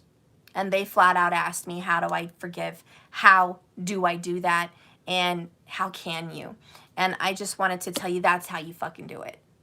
That's, in my opinion, how you fucking do it. You forgive them and you drop it off. Now, back to the reading. This is a soulmate. This is a twin flame energy. This is someone who is very much stubborn and causing hardship on his or her life. and they're sitting in it for so long, they need to let it go. And maybe they have unforgiveness for their parents. Maybe they have unforgiveness for themselves. Okay? Maybe they have unforgiveness for you. But whoever has this unforgiveness, which is your partner, this is your partner's side of the reading, they are in a refreshing energy of forgiveness towards the toxicity and the hardness of their heart that they've suffered with for years in regards to you. They are ready to get to a good place. And they know deep down inside, deep down in their truth, that they have to challenge their beliefs and they have to challenge this relationship that they're connected in. And they have to literally ask themselves, is what I'm committed to, or who I am committed to, what I really want? All right, so let's clarify some of this.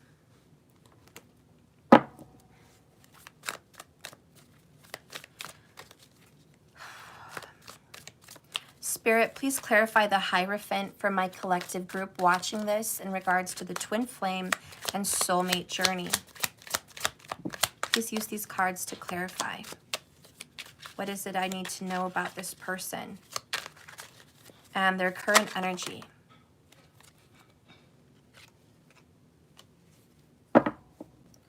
Bottom of the deck is Strength. They're hanging on so tight to something.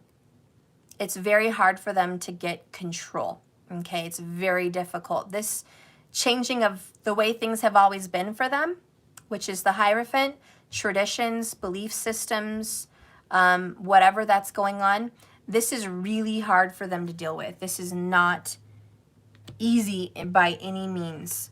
This is the hardest thing that they've ever had to break, is an old belief, is an old stubbornness, or a relationship.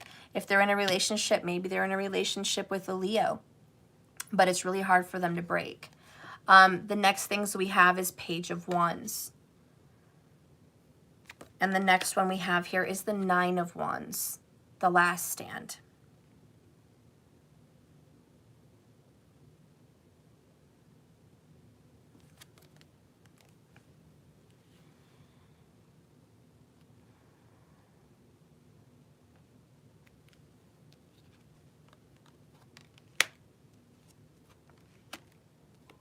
Another High Priestess.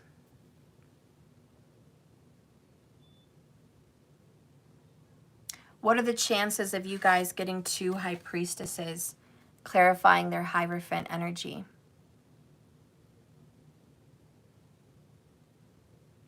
This person is very spiritual. In fact, this person is a secret psychic, a secret intuitive. And they don't want to deal with that. This person, it goes deeper. This is a past life situation. This person is dealing with a religious persecution that they dealt with in a past life. Now in this life, they do not want to own nor accept their spiritual side. They don't want to accept that they may be a psychic or an intuitive or a spiritually minded person that is unorthodox, that is very different. And this person has a belief system about being very religious or having a grounded perception of what people expect out of other people. And so this person lives a fake life. They pretend to be a believer of some religion. They pretend to like the decisions they've made, even though they feel the decisions they make is not for them. It's for a greater community or a collective group, like a religion or a family or a circle of people, you know. They make decisions based on a circle of people. Kind of like Scientology. You know, they tell you who to date, who you can date, where you should work, when you should stop working, if you should see your kids, if you shouldn't, what's okay, what's not okay. And you pretend to like it. And you may even convince yourself you like it. But the truth is, you're being controlled with the Strength card. People get into a lot of religions and they're told how to live their life. You can't drink that. You can't eat that. You can't wear that. You can't go there. Okay? You must do this. You must do that. You must be with this person and you must be like this. You can't go over there and you can't talk to them and you can't do this and you can't do that. You know, religion has turned more into a bunch of rules and regulations than faith. And so at the Hierophant, it's, do you challenge your belief system enough? Are you ready to challenge what you believe in? Because the number 5s are challenges, hardships, struggles.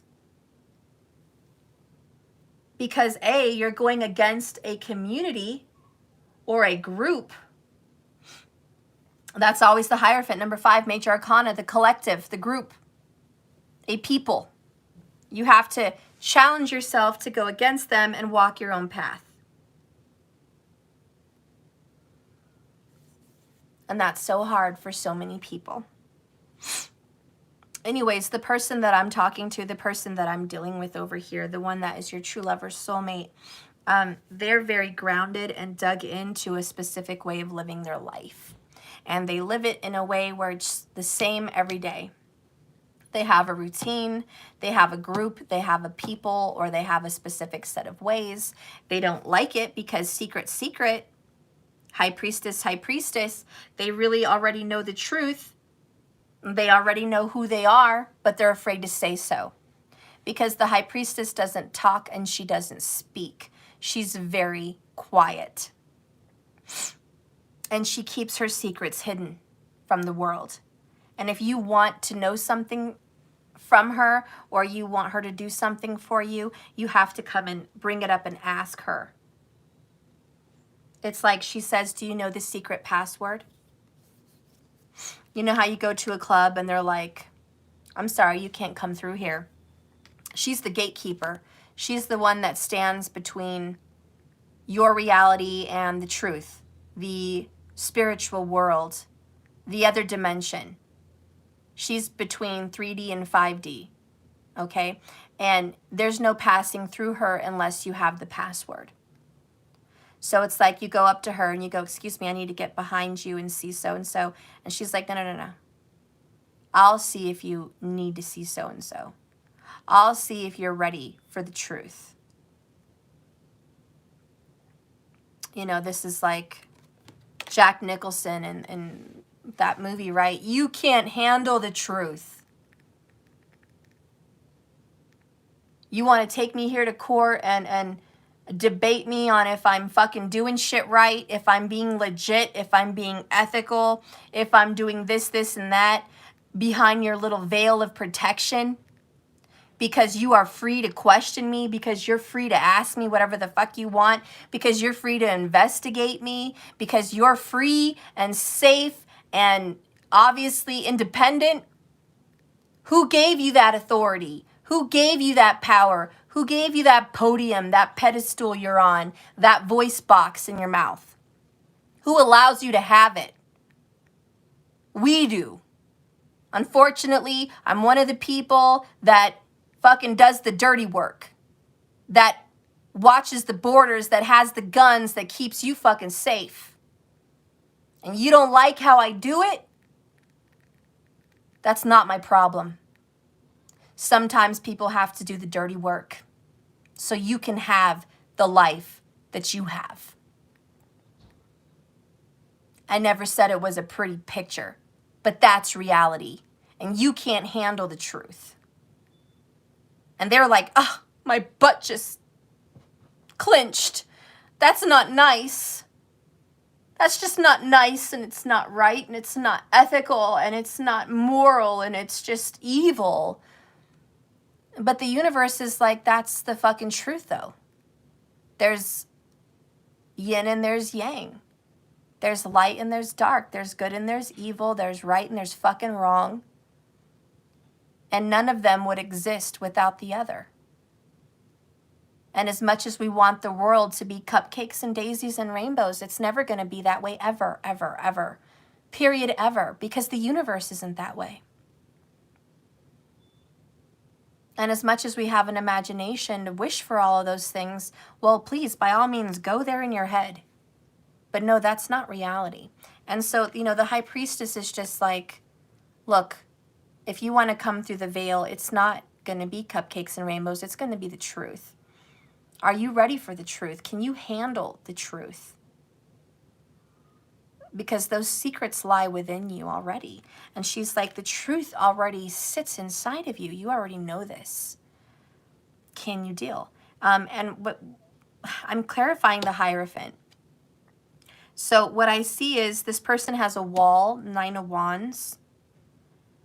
They want to live this fake-ass life and this belief system. And they're doing it for other people.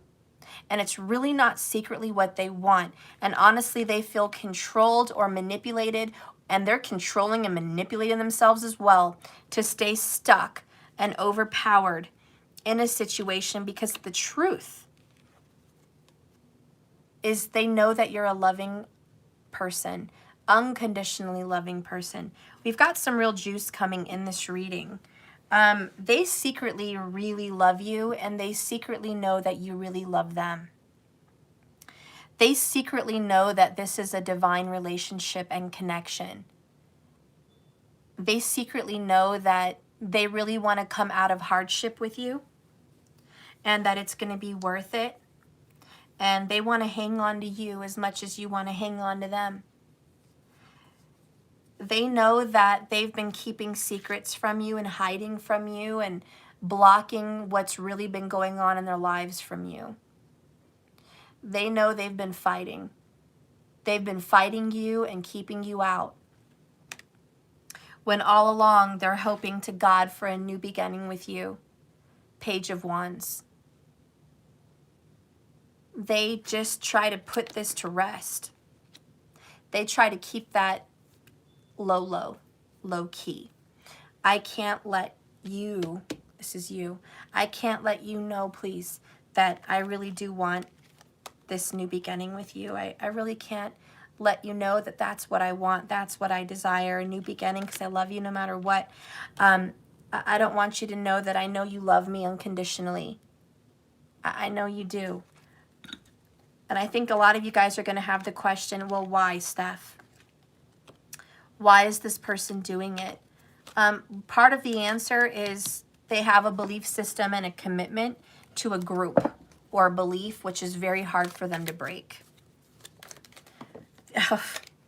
Fell out. The other answer to why they're doing this to you, we have it again. 5 of Pentacles, twin flames. It's part of your journey. Sometimes you guys like flat out truth. Sometimes you guys don't, but let's just be real. They're doing this to you. Why? Because this is a part of your twin flame contract. Your soulmate contract. Here's a confirmation that you're twins. Here's a double confirmation of why. 5 of Pentacles, double time. This is a suffering and a pain and a loss and a grief and an abandonment, and you've got to be in the dark to deal with it before you get to the light. But ultimately, the reason why is because they have been purposefully suffering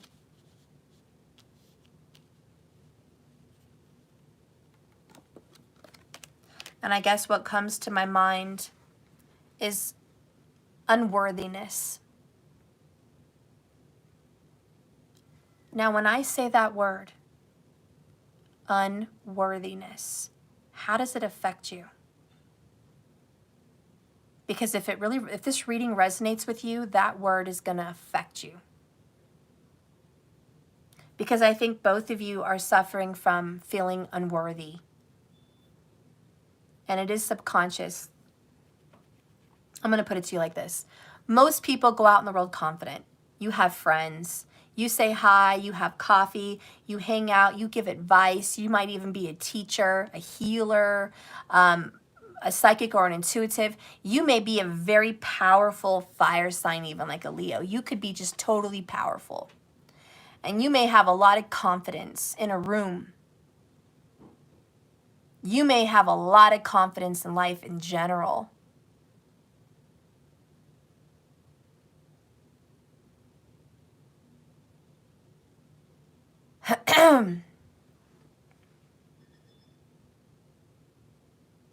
But the truth is, when you're dealing with your healing or your suffering, I think that you feel like you don't deserve the kind of relationship you want.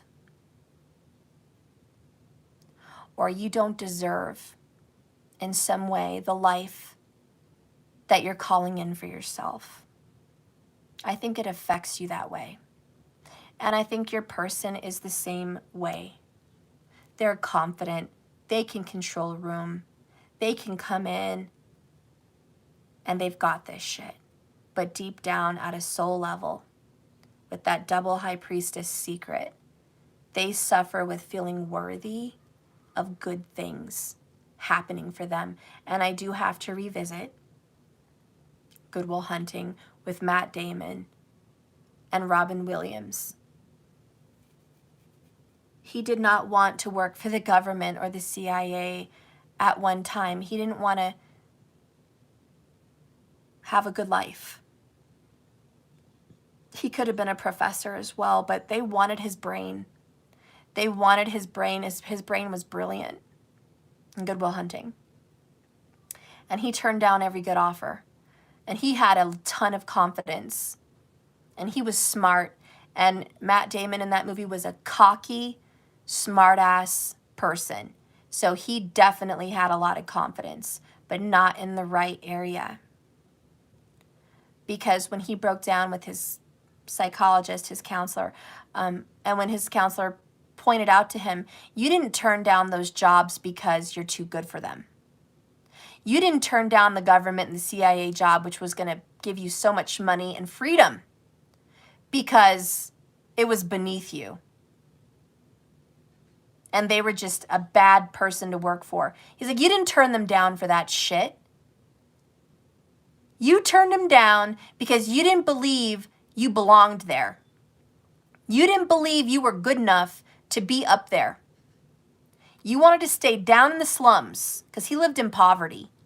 Absolute poverty in Pennsylvania, working construction or at factories, making minimum wage. And he was comfortable there. He got to see his friends at work that he grew up with.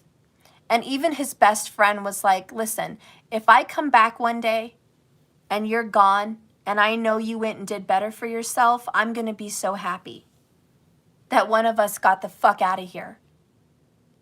He's like, but if I keep coming back every day and I know you're there, I'm going to be fucking miserable and I'm going to hate you. Because you have a gift. You have something we don't have. And I wish you would use it to change the world and change your life. And be happy, because I love you, man.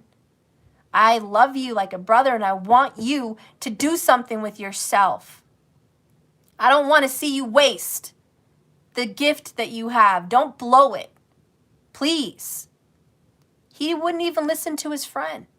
But when the psychologist pointed out to him the truth and revealed his hidden secret, that the reason you don't want to take that job is not because it's horse shit. It's because you don't believe in yourself. You don't belong there. You're a lowlife and you don't belong up there with those people. That's what you think. You put yourself down. You put yourself down. And that's just the truth. That's the reality. So I don't care how much cocky confidence someone has. When they have a vulnerability, when they have a weakness, you can see it. And so anyways, the reason why this person has been pushing you away or been denying you for whatever reason, and denying the connection and just denying their truth and their forgiveness and their healing, is because they're much like Matt Damon in that movie, and they don't think they're good enough. They don't think they should deserve unconditional love. They don't think they should deserve forgiveness. They feel like they've done bad things because they're bad people. I'm a bad person. I've done some dark shit. And I'm just going to stay dark because that's who the fuck I am. No. God, tears pulling at my heartstrings now. No, you're not that fucking person. You are not that dark fucker, and it is not your fault. Hurt people, and whoever hurt you was hurt. And whoever you hurt knows you hurt them because you're a hurt person. And guess what? This person over here, you fucking forgive them because you understand. Because you love them unconditionally. You get it. It makes sense. You just want to heal that rift. And you hope to God, like Matt Damon's best friend, who wished he could have the opportunities Matt Damon had. You over here are Ben Affleck, wishing your person, Matt Damon, would do something with them fucking selves. Because what a waste. And you're over here, all the Bens of the world. I hope I don't ever have to come back and find you in that dark fucking place again. I hope one day I see you and you're above all of this. That's the kind of forgiveness you want. And you're like, guess what? If I see you again, I see you again.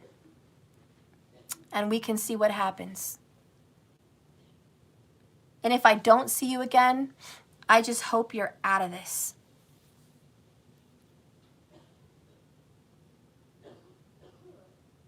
So anyways, I don't know, guys. Bottom of the deck, Page of Pentacles. You are going to get a new beginning. This relationship is fucking magic. A lot of fucking beautiful twin flame fuckery magic. But so much resistance.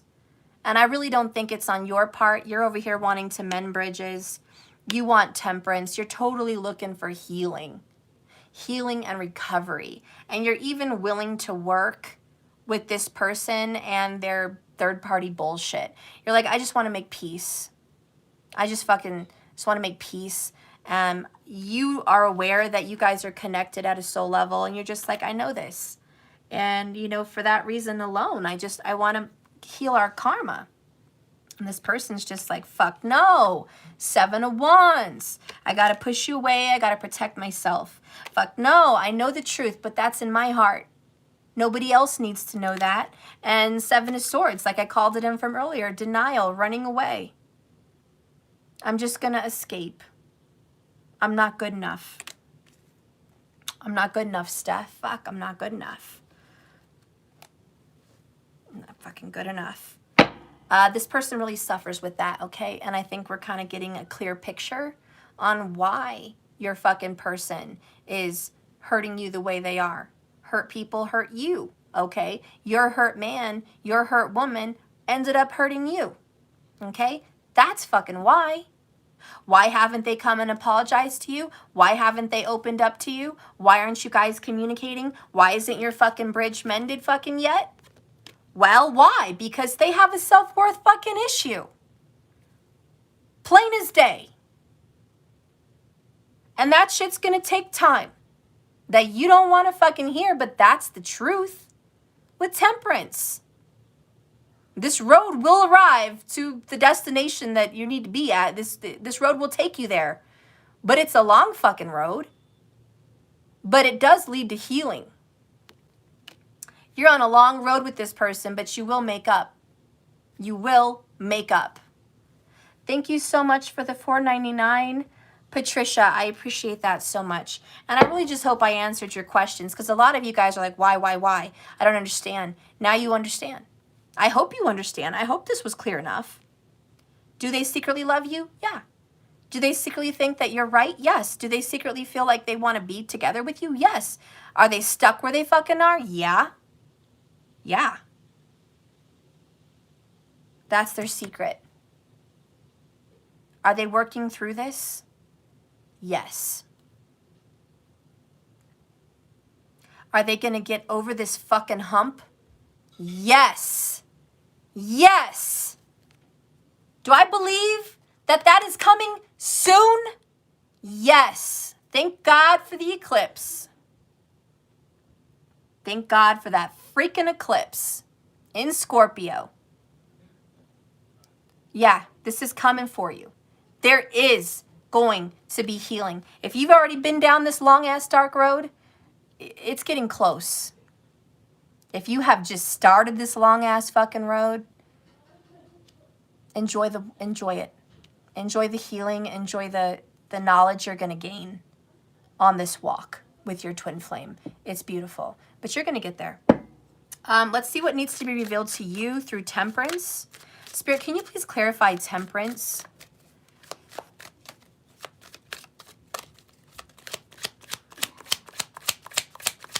Show me temperance.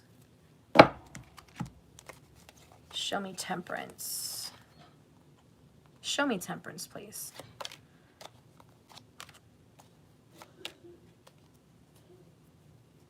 Show me temperance. Okay. Bottom of the deck, the moon.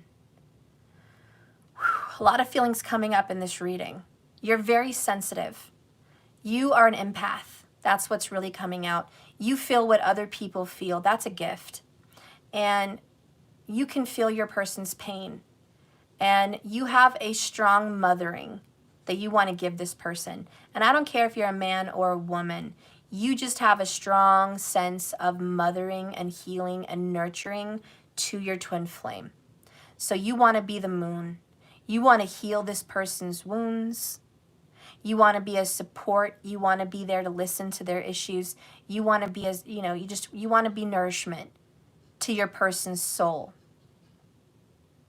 And I'm going to tell you one thing. One of the main reasons you are coming across as the empath, and this is going to make sense for a lot of you. You're very close to your mom, but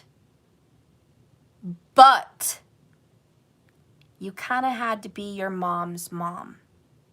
Does that make sense? You had to kind of mother your mother in an emotional, mental sense. You may have been your mother's mom in another life.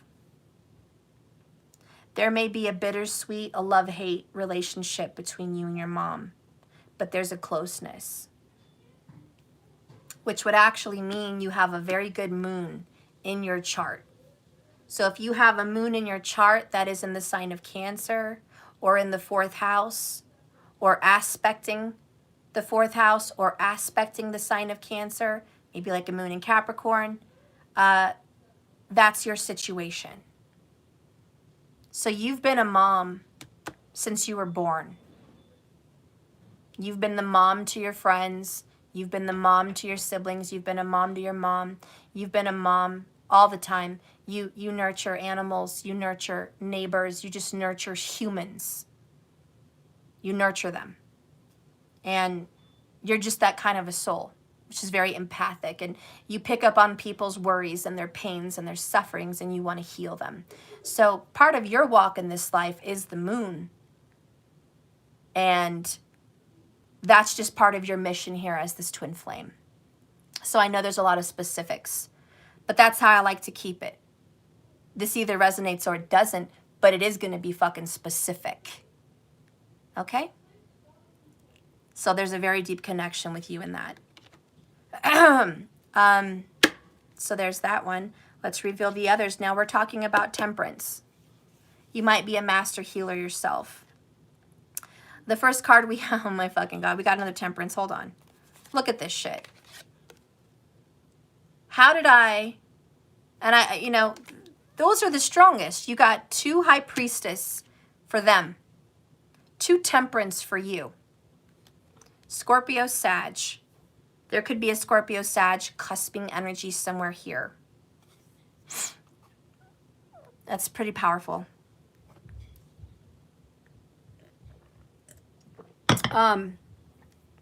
Anyways, clarifying Temperance with Temperance, again, just means you're like a physician, you're a doctor, you're a healer, and you're very powerful.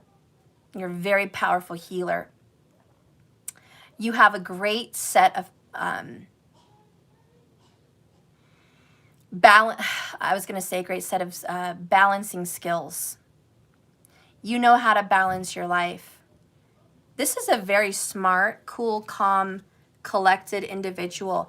I also believe, because Jupiter rules Sag, I very much believe that you have a very good Jupiter. You might have Jupiter in Sagittarius or in Scorpio, or aspecting Sagittarius or Scorpio. So you might have a Jupiter in Taurus or a Jupiter in Gemini.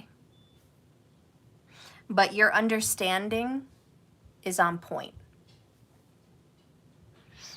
Your Jupiter is just super awesome, especially if it's in Scorpio or Sag. And it's just the way that you see things is very balanced. And you're more moral than logical. Does that make sense? You are more moral. And your moral character weighs much higher than ethical character or logical. You're more about the heart. This is, I'm feeling very much that star seed energy. It's a good star seed energy. You just came here to vibrate some kind of healing energy. You are a great healer. And through your walk and through your journey, and it's been a very long, hard walk, you've carried something with you. You've carried patience. You've carried forgiveness.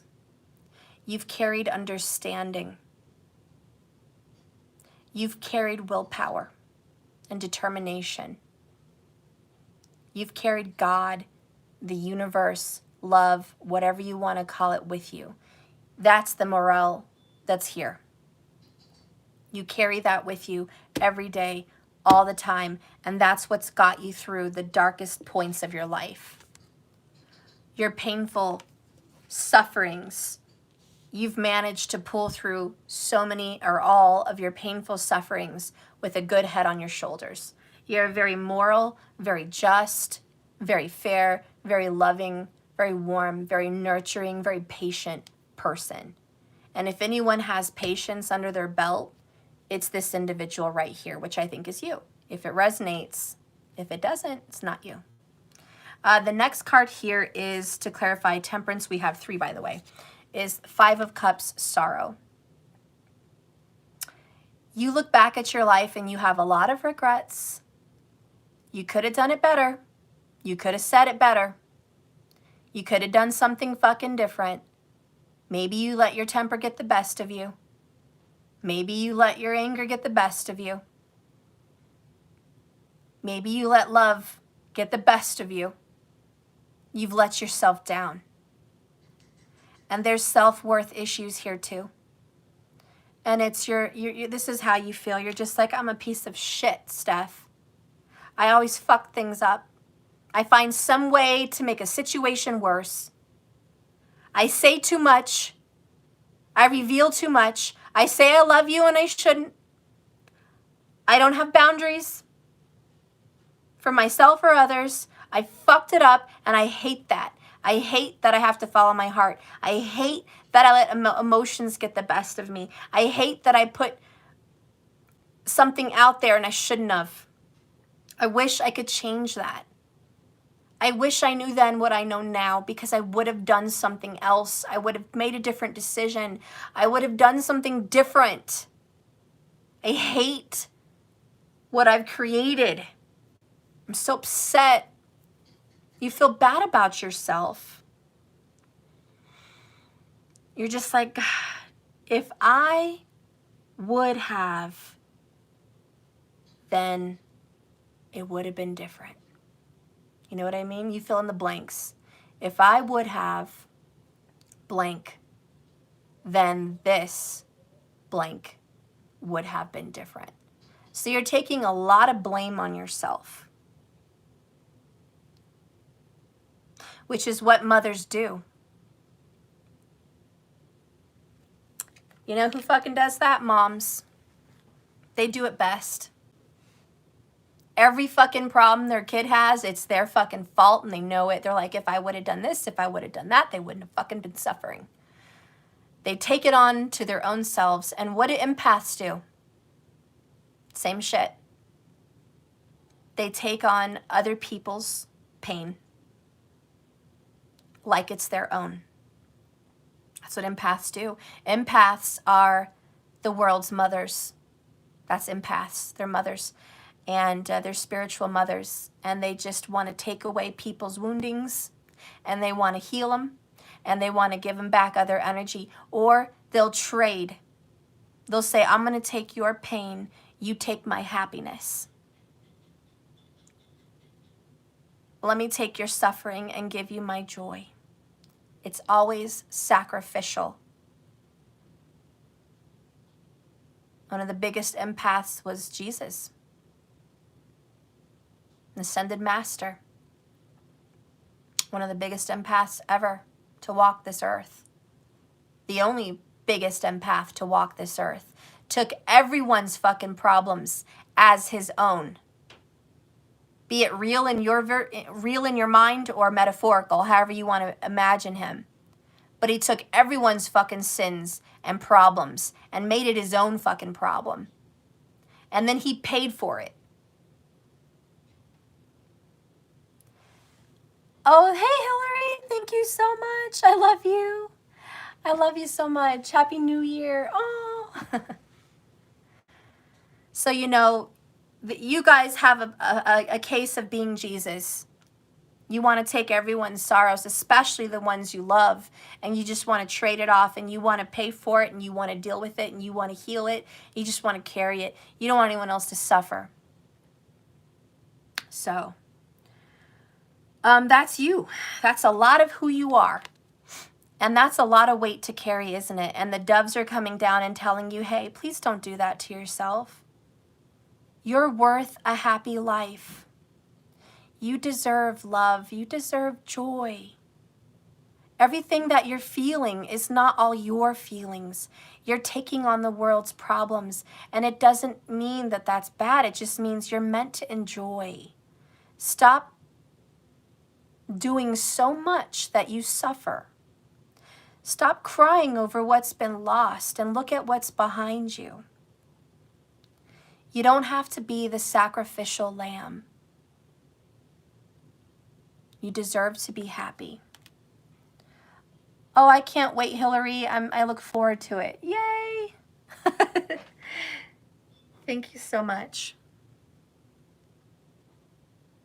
So anyways, what you're going through with your temperance walk right now, what's clarifying it is you are worthy. You are worthy of love and joy and happiness. And the only times you feel like you're not is when you're carrying on the world's problems or your lover's problems. You are not in their shoes, but you keep putting yourself there. And it seems like you've been a mother to your mother since childhood, and you've been doing that forever. You've been always taking care of even your caretakers. And you're just, I want to say you're like tourmaline, or you're like onyx, or you're like jet. You absorb negativity to take it away from other people. You take away their burdens and their problems, and then you suffer. And sometimes because you're doing that and you're hurting people around you also that you care for, maybe your children or maybe your family, because your suffering becomes their suffering in a way also. So it's a vicious cycle. Hurt people, and you're just taking on so much. That has to stop too. I'm not saying you have to stop being loving, kind, and empathic, but I am saying there needs to be some boundaries. Okay, so the next card is Eight of Swords. You feel stuck on the healing path. There's no way out. This is your lot in life. I am the healer. I am the empath. I am the lamb. My lot in life is to suffer. You put yourself in that box. You can take yourself out of that box, and that's the Eight of Swords. And that's why the owl, which represents your intuition and your wisdom, says, hey, the gate is open. You're not locked. You just think you're locked. You're creating your own swords, your own cage. Don't be so small-minded. And that's why all the books are bigger than her, like she's a little fairy. The books represent mindfulness and wisdom. And they're all bigger than her, and she thinks she's small, insignificant, tiny. When really she's not. She's just thinking small-minded. So you guys have to not be so small-minded. You have to know that you can climb out of this. It's a choice. You don't need to do this. You are worthy of a happy, prosperous, abundant life. You are not born here to suffer.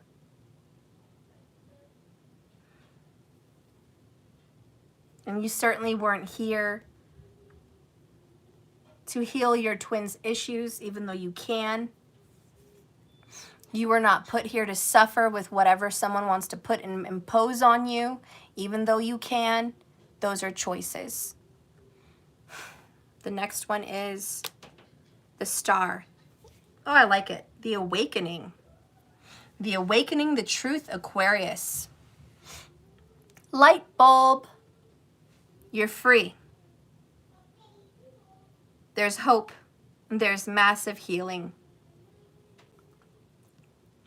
The future awaits. The future is bright. You're climbing out of this dark night of the soul. Your cage, your gilded cage, you're suffering. You're on your way out. Follow your intuition. Let Spirit heal you. And watch this be transformed. Bottom of the deck is Two of Swords, the Decision. Whew. All right, so we have some choices to make. Let's see.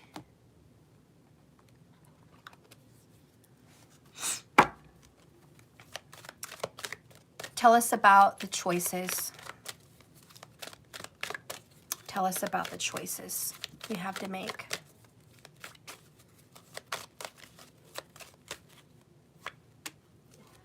Nourishment. Blossoming, bottom of the deck, 33. I think this is you. I think blossoming. Nourishment is like part of the puzzle. You're starting to nourish your mind and nourish your soul. I don't want to read from the book on this one. I want to tell you what this is. Affirmations every day for at least 21 days. Lots of water, good food, sleep, be kind to yourself, treat yourself kind, sleep in a comfortable bed, eat wonderful things, be beautiful or handsome, take care of yourself. This is nourishment for the soul. You need replenishment. You have been drained,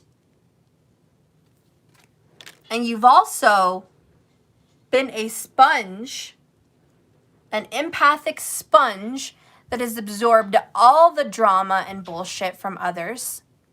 And it's time to squeeze it out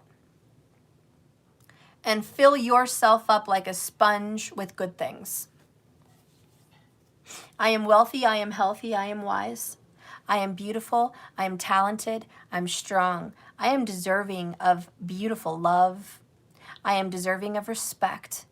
I am deserving of kindness. I'm deserving of nice things. Everything that I want is coming to me now. There's no more blocks in my path. I am healed. You know, those are those nourishment thoughts and words you have to give to yourself. Every time you think, they don't want me, how could they want me? I'm A, B, C, D, whatever, fill in the blanks. You have to stop all that shit and say, I am the most desirable person on the planet. I am desired. And whoever is meant for me, that will love me unconditionally and see my worth, is already on the way to me. Or I have that in my life right now. I am worthy of it all. Don't ever start to doubt because you're so absorbed with other people's drama and problems. And if you feel like you're not living your truth, if you feel like you're overweight, depressed, and broke, and whatever, alone, and that's not who you really are, you're bubbly, you're fun, you're vivacious, you're attractive, you're confident, if that's who you are on the inside, change your thoughts, change your words, start speaking who you are, because your body, which is your 3D concrete reality, is only going to listen to what's in your head and what your spirit is feeling. If your spirit feels you are a purple tomato, you're a purple tomato. Okay?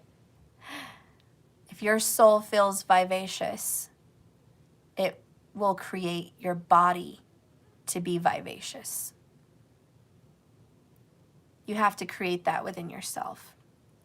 And Sagittarius fire energy is creation, healing and creating anew. And Saggy is the last of the fire signs, the most evolved of the fire signs. And yeah, it means, yeah, you got to create a new you. Time to come up. So nourish yourself. We're going to read Blossoming because you had 3 earlier and I really feel 33 is for you.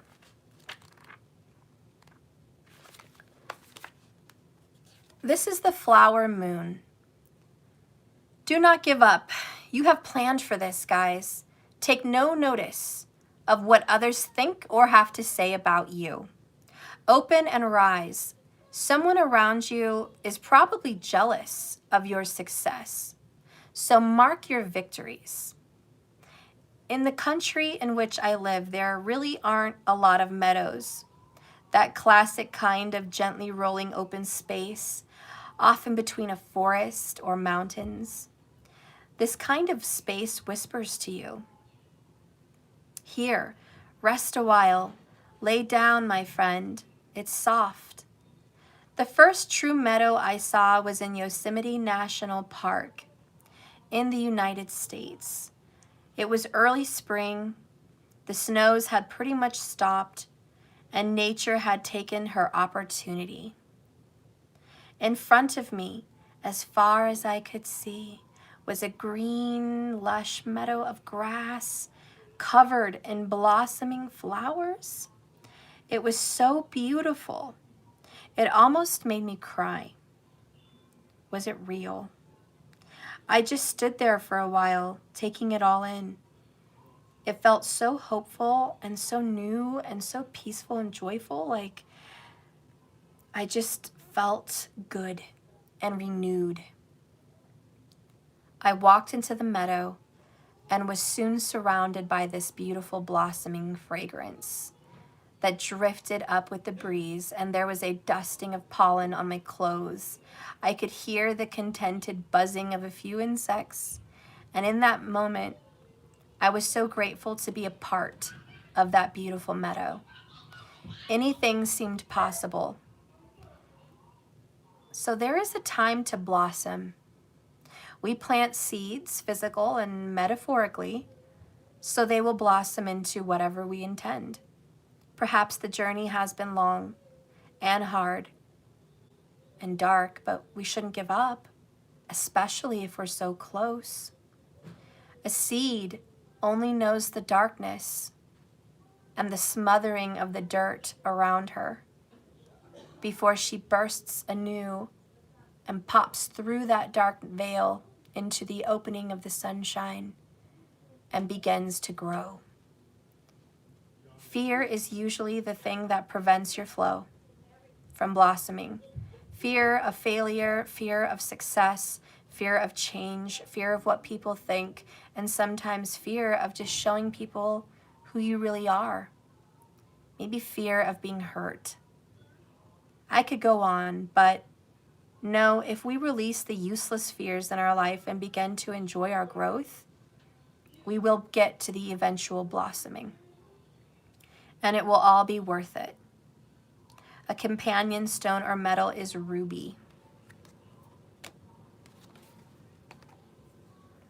I love it. And that's where we're at. And I think I'm going to leave it kind of there for everybody. You guys are in the dark night of the soul for sure. There will be a blossoming. But I think what Spirit really wanted to touch base with you today is, what seeds are you going to plant 2022? Are you going to plant forgiveness? Are you going to plant prosperity and abundance? Are you going to plant self-love? Are you going to make sure that you have a better life by making a better schedule? Are you going to put things in your life that are worthwhile? I'm going to tell you, if you skip those art classes, you're not going to do it this year. If you've put off groups, classes, outings, trips, if you put that off the last few years, if you don't make a change right now, you're going to put it off this year. And before you know it, you're going to look behind you, just like that 5 of Cups again, and go, I fucked it all up again. I shoulda, and I coulda, but I didn't. You don't want that.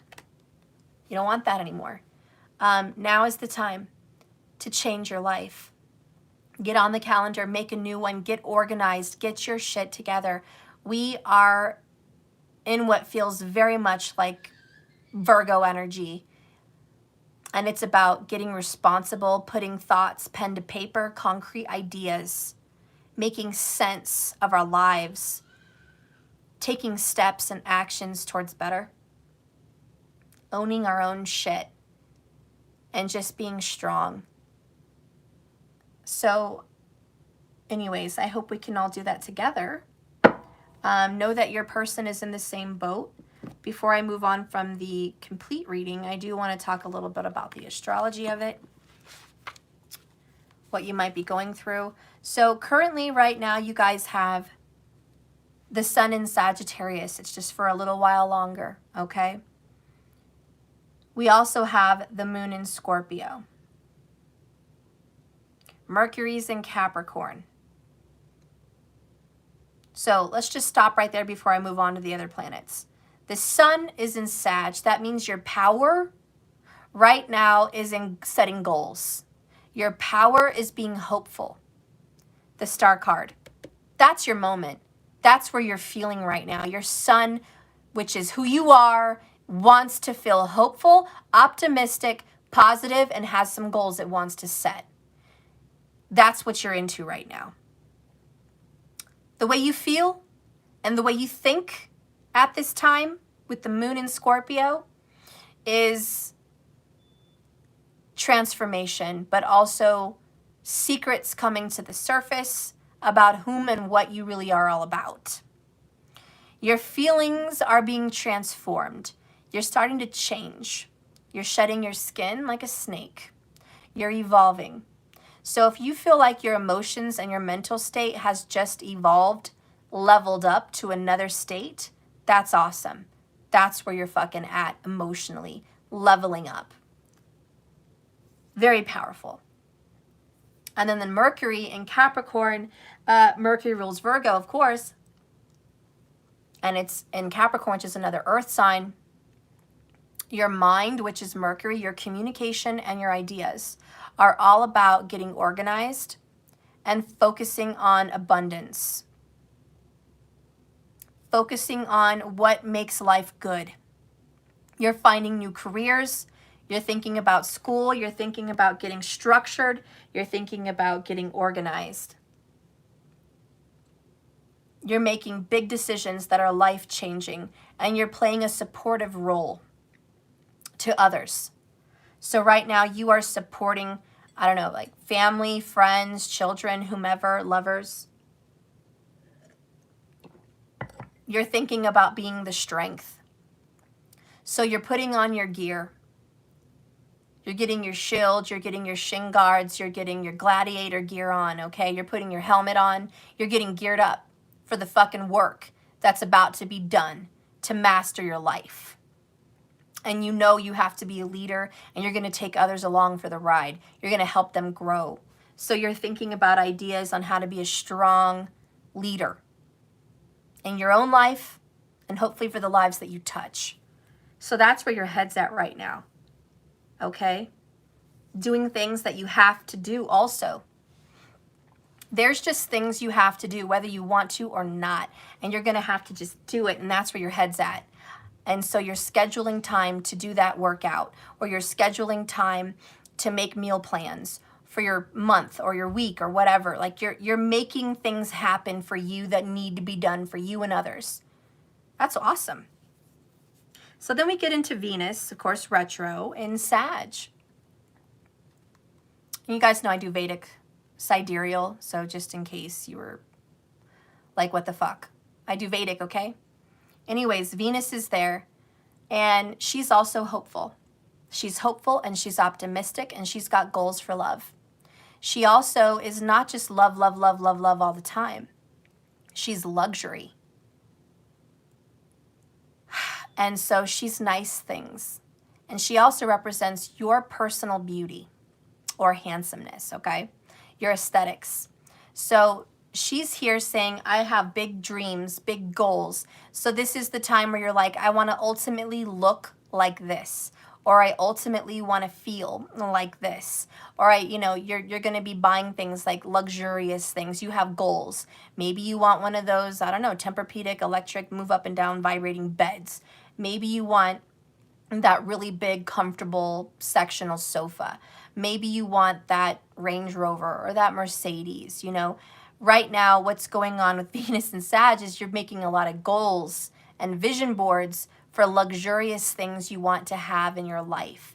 Maybe you're also making goals about long distance travel, places you want to see, be it Brazil, Greece, Russia, whatever the fuck, you know what I mean? You're just like, I want to see places. I want to go places. I want to have things. I want to experience things. So yeah, your Venus is like, let's do it. Let's make goals.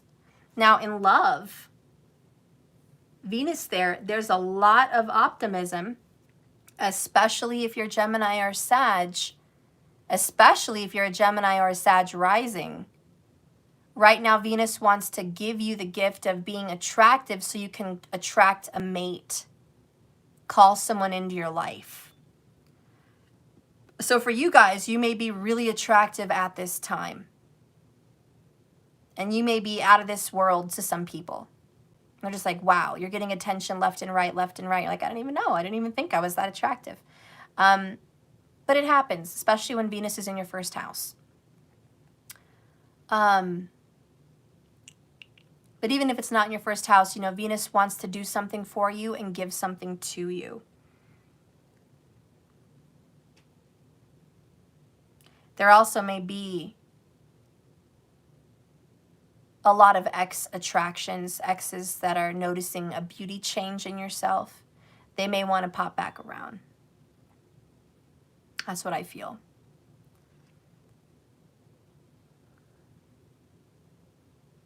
I also see a great improvement on your spiritual life, beautifying a spiritual area.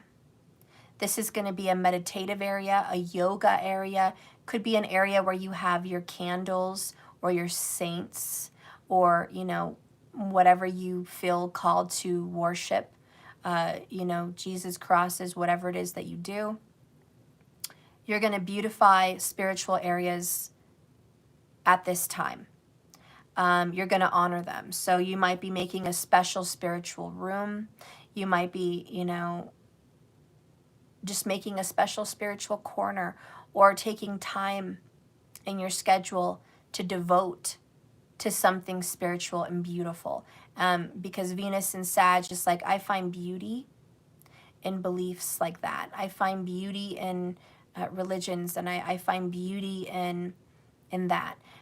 There's also another area that may strike interest, is beautifying a teaching or learning area. So I feel a lot of you guys are going to be called towards a library, or making a library in your home. Some kind of a cozy nook, a cozy room, or a cozy area filled with books and spiritual items and places you can just rest and quiet and be at peace with. I feel like you're making a cozy space for yourself like that, because learning is important to you, spiritual growth and learning.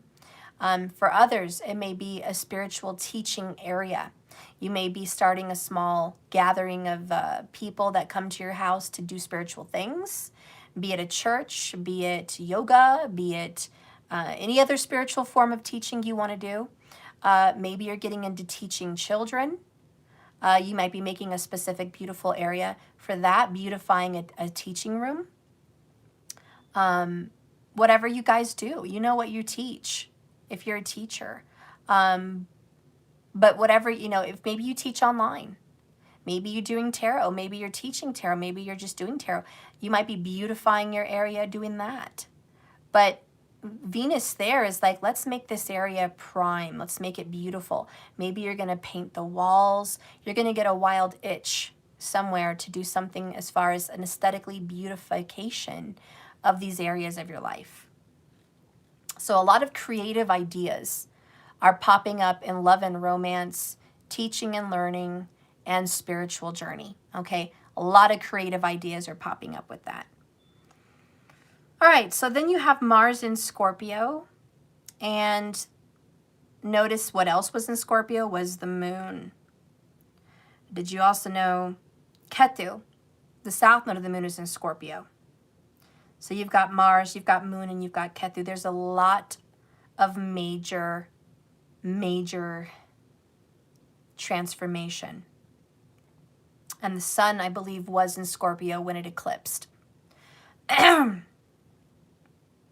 So you have a strange desire to conquer yourself at this time.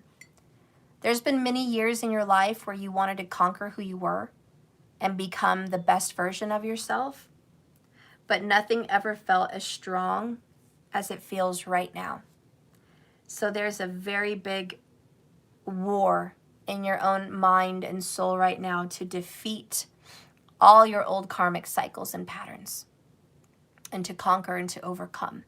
So you're at a war in right now what your comfort zone is and your old feelings and thoughts, and creating new. Because Ketu is comfort. It's the comfort zone. And it's everything that you know. And now you're having to let go of your beliefs, your feelings, your comfort zone.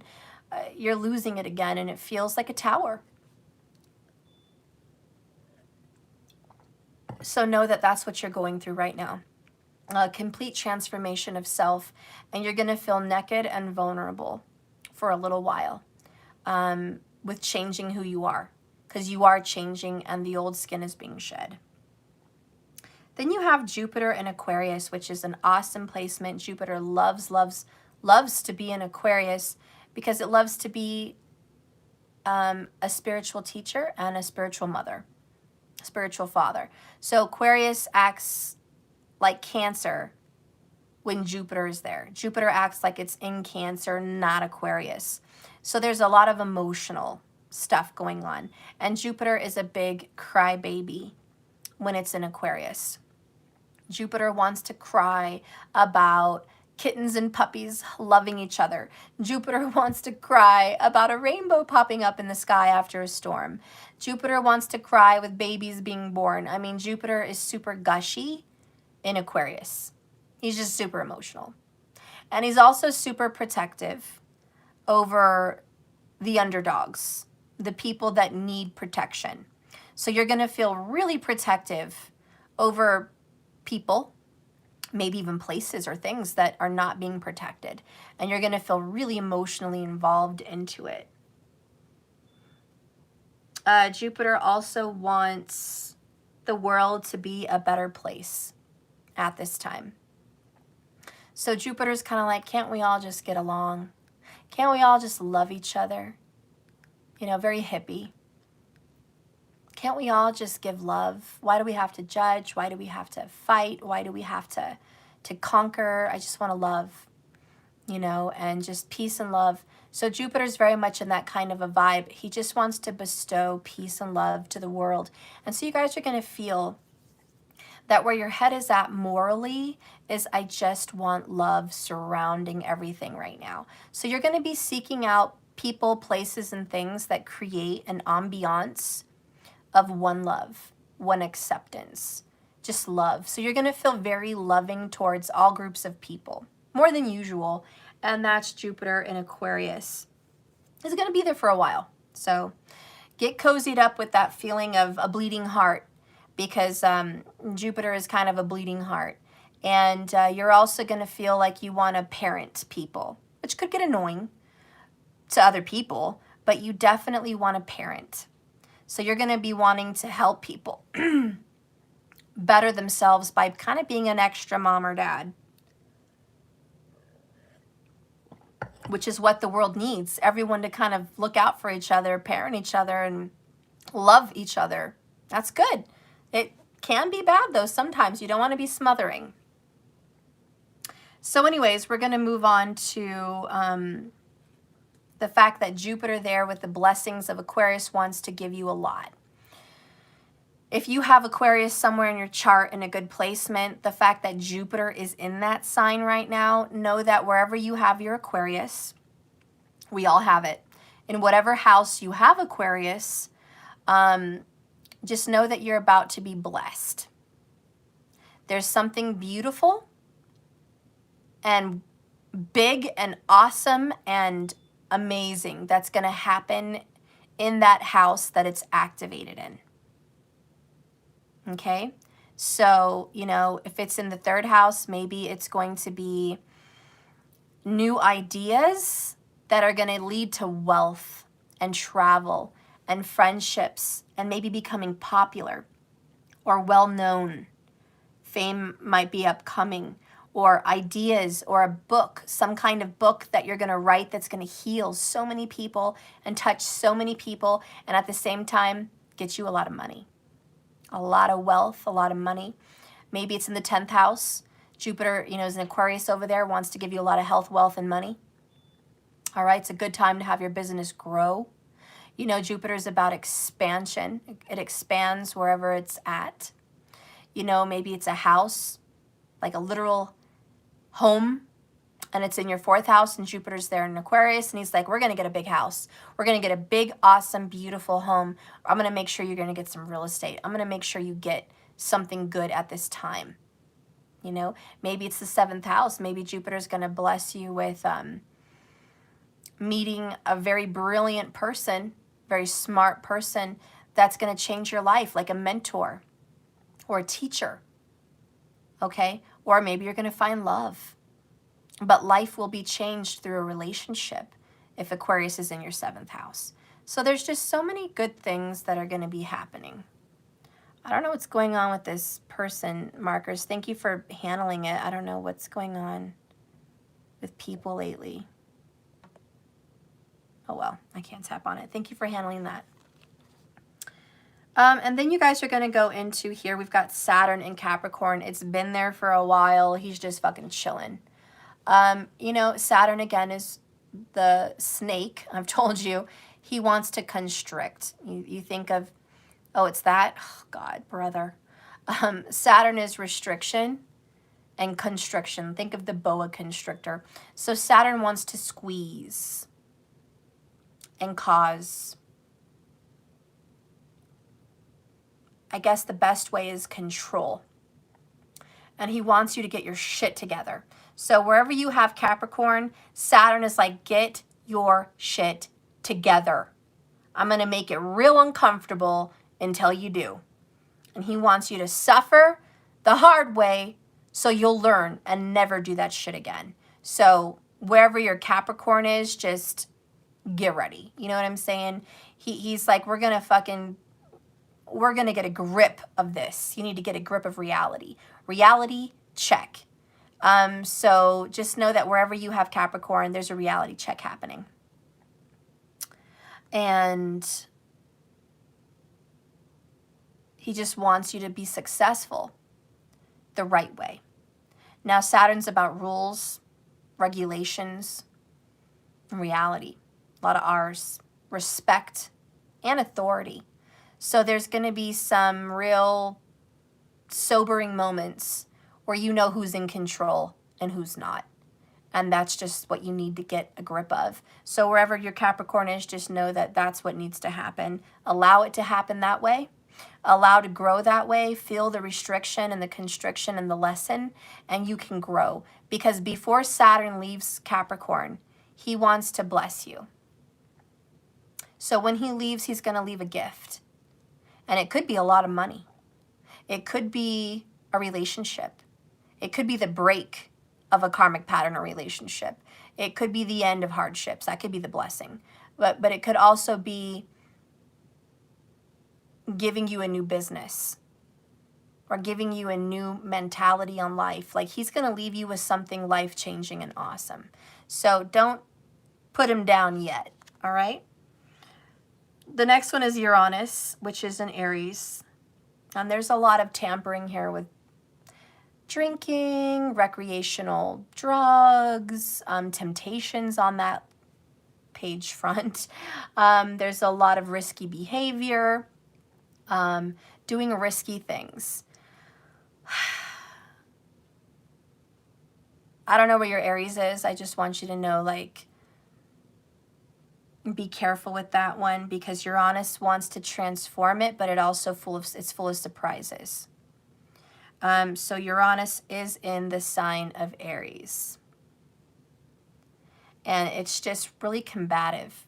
So there's a lot of conflict through surprises in whatever house you have Aries in. So conflict, surprising conflicts. And just know that it's there to make it better, but it's going to be difficult because it reveals things to you that you didn't even think were there or possible. Some of it could be fantasy. Some of it could be totally real, but it just opens Pandora's box.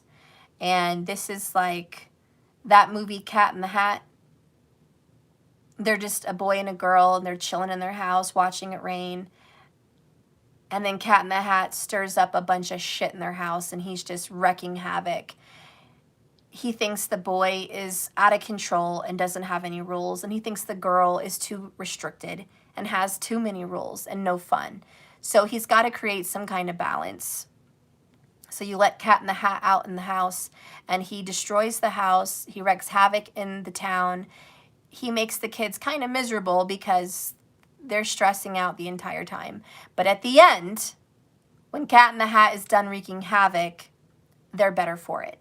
And I think that's kind of Uranus and Aries. He's going to, turn your world upside down, and it may fucking piss you off sometimes, or it could stress you out, or it could make you whatever. But just know when this is over, you're going to be so much better because you went through these experiences. So just look for wherever that's at. And then you guys are going to go into Neptune. And this is an Aquarius. So he's with Jupiter. Neptune and Jupiter. Again, we're doing Vedic, sidereal, true placements of the stars. Neptune is deep, and it's dark, and it's secrets. It's very deeply moving. This makes Jupiter even more emotional and deep. You're going to be seeing a lot of injustice. And Neptune says, fuck injustice. You're going to be seeing a lot of secrets come to light. A lot of wrongs that were done and brushed under the rug are going to come out. Neptune says, enough hiding. What was wrong. You need to deal with it. And it's going to hurt, but you're going to deal with it. And that's a hard pill to swallow. This is the biggest pill to swallow, is Neptune in Aquarius. It's good for you because it's the star. It gets to come out and clear up all the drama, and it gets to have you a fresh start. But you have to swallow a very tough pill before you get to that place. And so Neptune's going to kind of give you a really big pill to swallow. Some kind of truth revelation, be it in your life or someone you love, but there's a truth bomb, and that's Neptune. And he's not fucking around with it. He's being very real with it. It's good that Jupiter's there because Jupiter's like, don't be so mean. Don't be so fucking mean to my people. Jupiter wants to take some of the blow for you. He's being super empathic right now anyways, mommy Jupiter right now. Okay, he's just like, don't fuck with them. So he's going to soften the blow, but there's still going to be a blow. You know what I mean? There's still going to be some truth bombs. And that's really what I think is happening with Neptune and Aquarius. I don't know. Get ready for that. Okay, the next one here is Pluto in Capricorn. And there's that tough shit. Saturn's negative. He's already there in Capricorn. Now you got Pluto in fucking Capricorn. You had Mercury in Capricorn. Oh, reality, reality. God, we're just getting so much reality, like, oh, right now. So much, all the planets, like, look, look, look. They almost want to hold open your eyes and make you watch some truth that you haven't wanted to see. Maybe your kids grew up, but you don't see them as grown-ups. You got to give them respect now. You didn't want to see that, but you have to. Maybe your business is failing because you've been in your own way. You've been so in your own way that your business was just failing and you needed help. And now they're like, look, watch your business crumble. You need to get some help. You have to see what you've done. Look. Look what you did. And you don't want to look. You're like, God, that's really fucking shitty. Maybe your relationship failed. Maybe it's for something you did personally. Maybe it's just in your astrology chart. You just have a really shitty relationship prospect there. I mean, what else can you do? You don't want to look at it. You want to be in denial. Nope, nope. I have a good chart. I don't want to see my chart. Fuck that chart. I'm destined for love like the Notebook. And these planets in Capricorn are like, no, look at it, fucking look at it. You're not meant for that. You're not meant for that. As much as you want to hope, dream, preach, teach, and affirm, you're not meant for that. That's not your walk. And you're like, I don't want to see it. I don't fucking want to see it. But they're going to make you see it. So this year, it's like they're going to fucking make you look at it. And you're going to have to get out of your fantasies. No more 7 of Cups for you. No more fucking 7 of Cups. Maybe it's the ending of a relationship you didn't want to end. Okay. Maybe you've been stuck in a karmic and you didn't want to believe it. You thought, nope, I'm going to be with this person until the day I die. No, this is the right person for me. And they're going to make you look at it and say, no, it's not. It's not the right person for you. There's somebody else. It is not this person. So Pluto and Saturn and Mercury are going to make you actually take action towards getting rid of what's not real. There's no more hiding, putting your head in the sand, or living a fantasy. This is as most realistic as it's going to get. It's either this is why your business is failing, this is why your relationship is failing, this is what you're meant to have, this is who you are, this is what's meant to be, like this is your issue. Oh, you have unresolved healing issues? Guess what? It's not their fault, it's yours. And it's going to be that tough dose of reality. And you're going to learn that the reason you're suffering, you can change, which is the good news. But one of the things I have to tell you, Pluto takes a very long time to travel. And when he's here with Capricorn, Pluto transforms your life. Like really, he changes your life forever. So there's going to be some very big shift in whatever house you have Capricorn in, okay? A very big change. And it's going to be that way for the rest of your life. It's not going to go back. It's not ever going to revert. It's permanent. You know, when you have children, they change your life. That's Pluto. It's just transforming, changing your life. If something bad happens to you, like you get your arm bitten off by a shark, it's going to change your life forever. Like that Soul Surfer girl. You know? Pluto can destroy. He will destroy what was. You'll never have it. It'll change forever. Just know that, I don't know if this is going to be good or bad in your life. I mean, we're all different people. We all have Capricorn in different houses in our chart. Just know that wherever it is, it will never be the same. There's just a realistic honesty. Maybe it's in your 12th house. You know? Maybe it's in your second. I don't know. If it's in your second, maybe you're going to get more money than you've ever gotten. And your life will be transformed. Maybe you win the lottery. Maybe your business skyrockets and you do awesome. Maybe you own a home you never thought you'd own. It changes your life forever. It could be a blessing. If you're due a karmic blessing, it's yours. But if you're not due a karmic blessing, if you're due a karmic correction, it will be corrected and change your life forever. The same way somebody can get a lot of money and a lot of property and a lot of success in the second house, they can lose a lot as well, because it's looking at Scorpio in the 8th. And there's loss from a divorce, loss of inheritance, loss of a marriage, loss of money because of marriage or some point, you know. So where there's a blessing, there could be a loss. I mean, or, you know, you could just be getting your blessing you've been waiting for. It really depends on karma. And Pluto really wants to take care of you with whatever karma you've earned. And just know that Pluto really does want to transform your life forever. And no planet wants to make you suffer unnecessarily.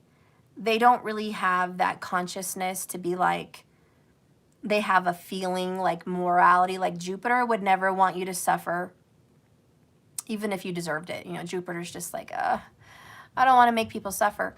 But Pluto doesn't care. Where's the last place you told me how my Lego Mario? Last night on the kitchen table before we had everyone over. That was the last place I saw it.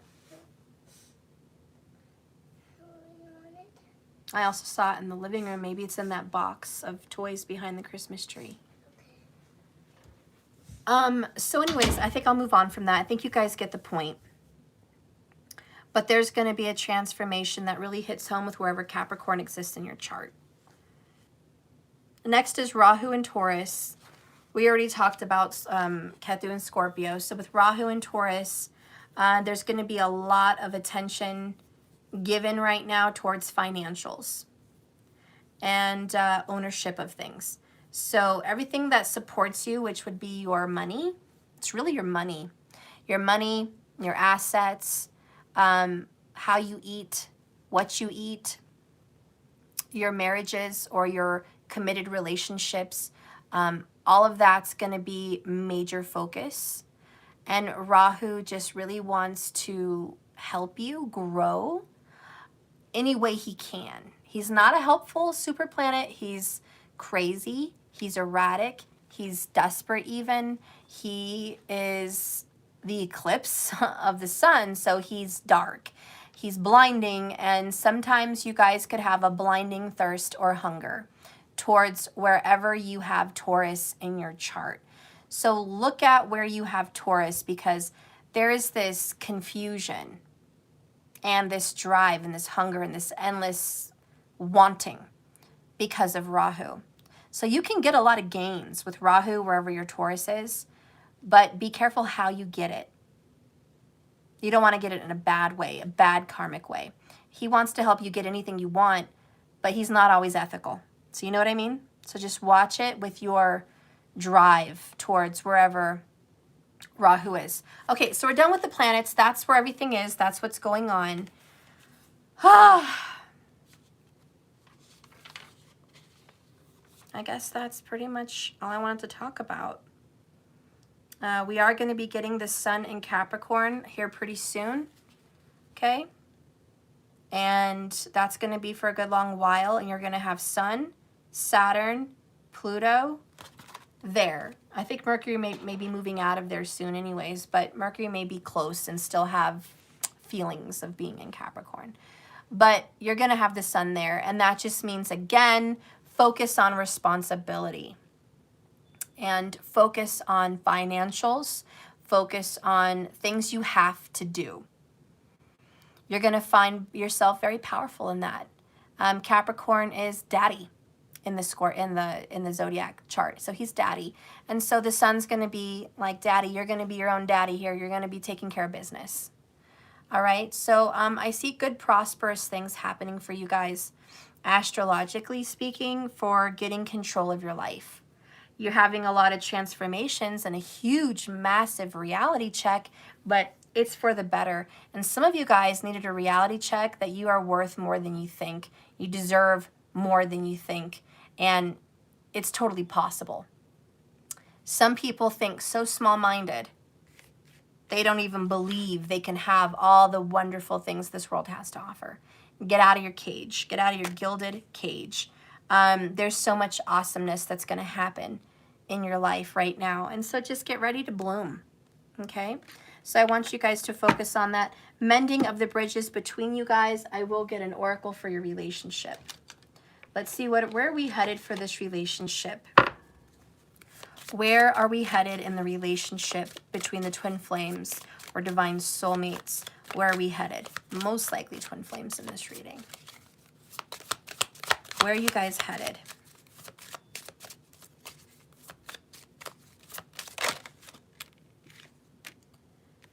How far are we? Ooh, and I'm hearing a road to recovery. Doesn't this look like a road to recovery? But it says, how far are we? Almost. Steady progress, stamina, travel, a road trip, and enjoy the journey. I love it, guys. Look at that. It says it right there. Isn't that awesome? You guys are literally in your relationship on your road to recovery together, I promise. Bottom of the deck is this flamingo, and flamingos seem to have a very strong presence with the Temperance card, so I'm going to think this is almost another Temperance card, and it is don't get your feathers ruffled.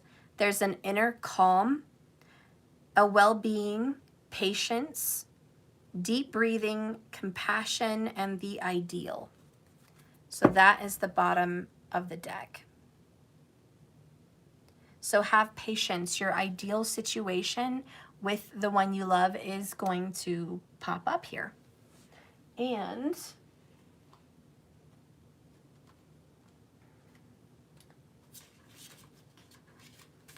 we're going to do a transformation oracle, since this whole reading has really been about what's transforming.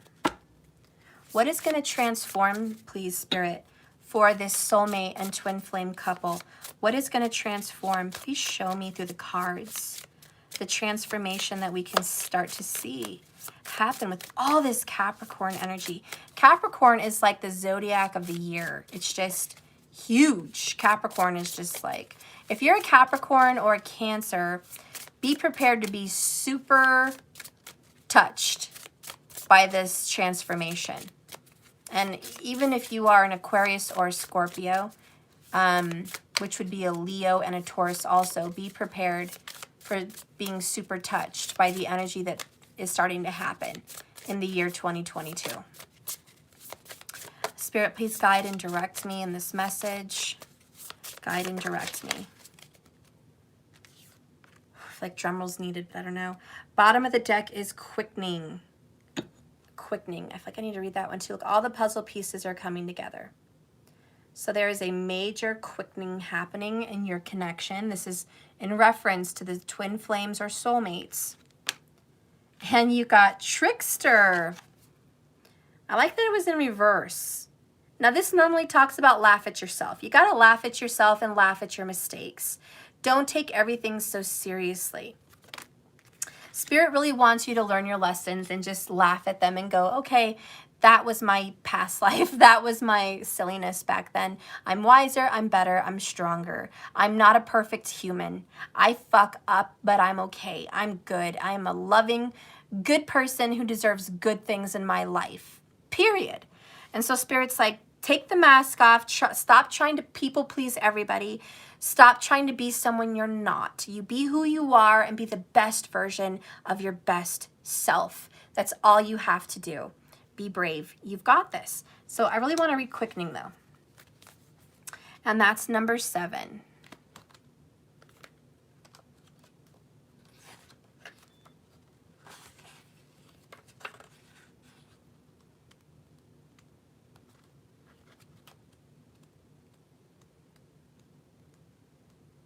Okay. Everything comes together for the both of you, and it accelerates toward completion.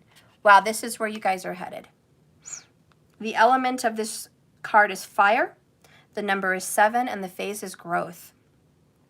At last, twin flames and soulmates, help is on the way. There comes a point after all you've done when you set course and began this love journey, when everything suddenly starts to come alive. All your hard work, your undertakings, they gain momentum and things actually start coming together. This is a stage of growth similar to quickening in a pregnancy. When life suddenly enters the fetus, the baby starts to move and kick inside the mother. No matter what you're trying to achieve, my lovers, we always need a million things. Yet we each only have 2 hands and so much time and energy to devote. Fortunately, the universe kicks in at a certain point and does for us what we simply cannot do for ourselves. Life enters and quickens our endeavors, or they will die. We bring our trust and faith to the situation. If what we started is meant to be, all the puzzle pieces will fit together in time. During a quickening, the pace builds up with animated excitement. And like adding fuel to a bonfire, we may pay attention and balance the situation to keep it under control. We make sure to rest, pay the bills, and remember mundane details during this hectic quickening phase. Then we enjoy the flood of new life and energy. I love it. So, I mean, that was just a beautiful message for what's happening in your relationship, but also to your life in general. Everything's coming to life. I know we're in the dead of winter. For some of you guys on the Southern Hemisphere, the dead of summer. I don't know. But it's like, here we are. And this is it. This is the beginning. We're feeling it. You're getting actual results. You're going to start seeing the universe bring you and your twin flame together. It's just going to be like magic. You're going to run into each other. Or someone's going to reach out and call out of nowhere. It's going to happen. This is the quickening phase. So get prepared for some major healing and mending of the bridges between you and your twin flame soulmate. It's happening, and I hope you're ready. So in a nutshell, that is it, guys. What should you be focusing on at this time as we leave the reading? And then I'll come on again and do the 22s as soon as I'm done with this video. But what should you be focusing on right now during this time? Let's see. What should you focus on? Listen closely. That beautiful shell. Maybe some of you guys are going to be going to the beach, collecting shells. I don't know. But listen to the universe. Listen to the signs. Don't talk so much. Just do a lot of listening. Because the universe is talking to you in so many different ways. I think you can feel it though, huh? All right, guys, I love you so much. I will see you another day.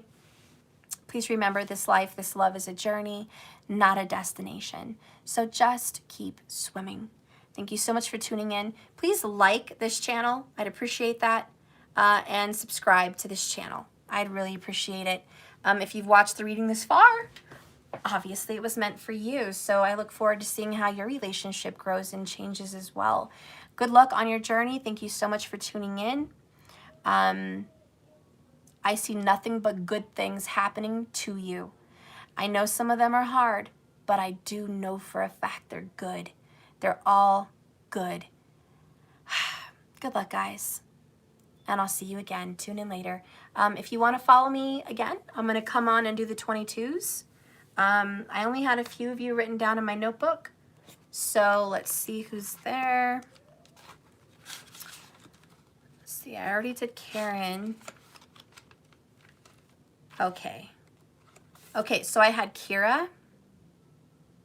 And I had Shanique. And Sunval. That's it. That's who I have. So I'll see you on the other side, okay, guys? I love you so much, and that will just be a little separate reading. Maybe at the end of that, I'll do a little bonus. Pick a card. How is your person feeling about you? Okay? So I hope you guys can tune into the next reading. I'll see you there in a minute or two. Bye-bye. Love you.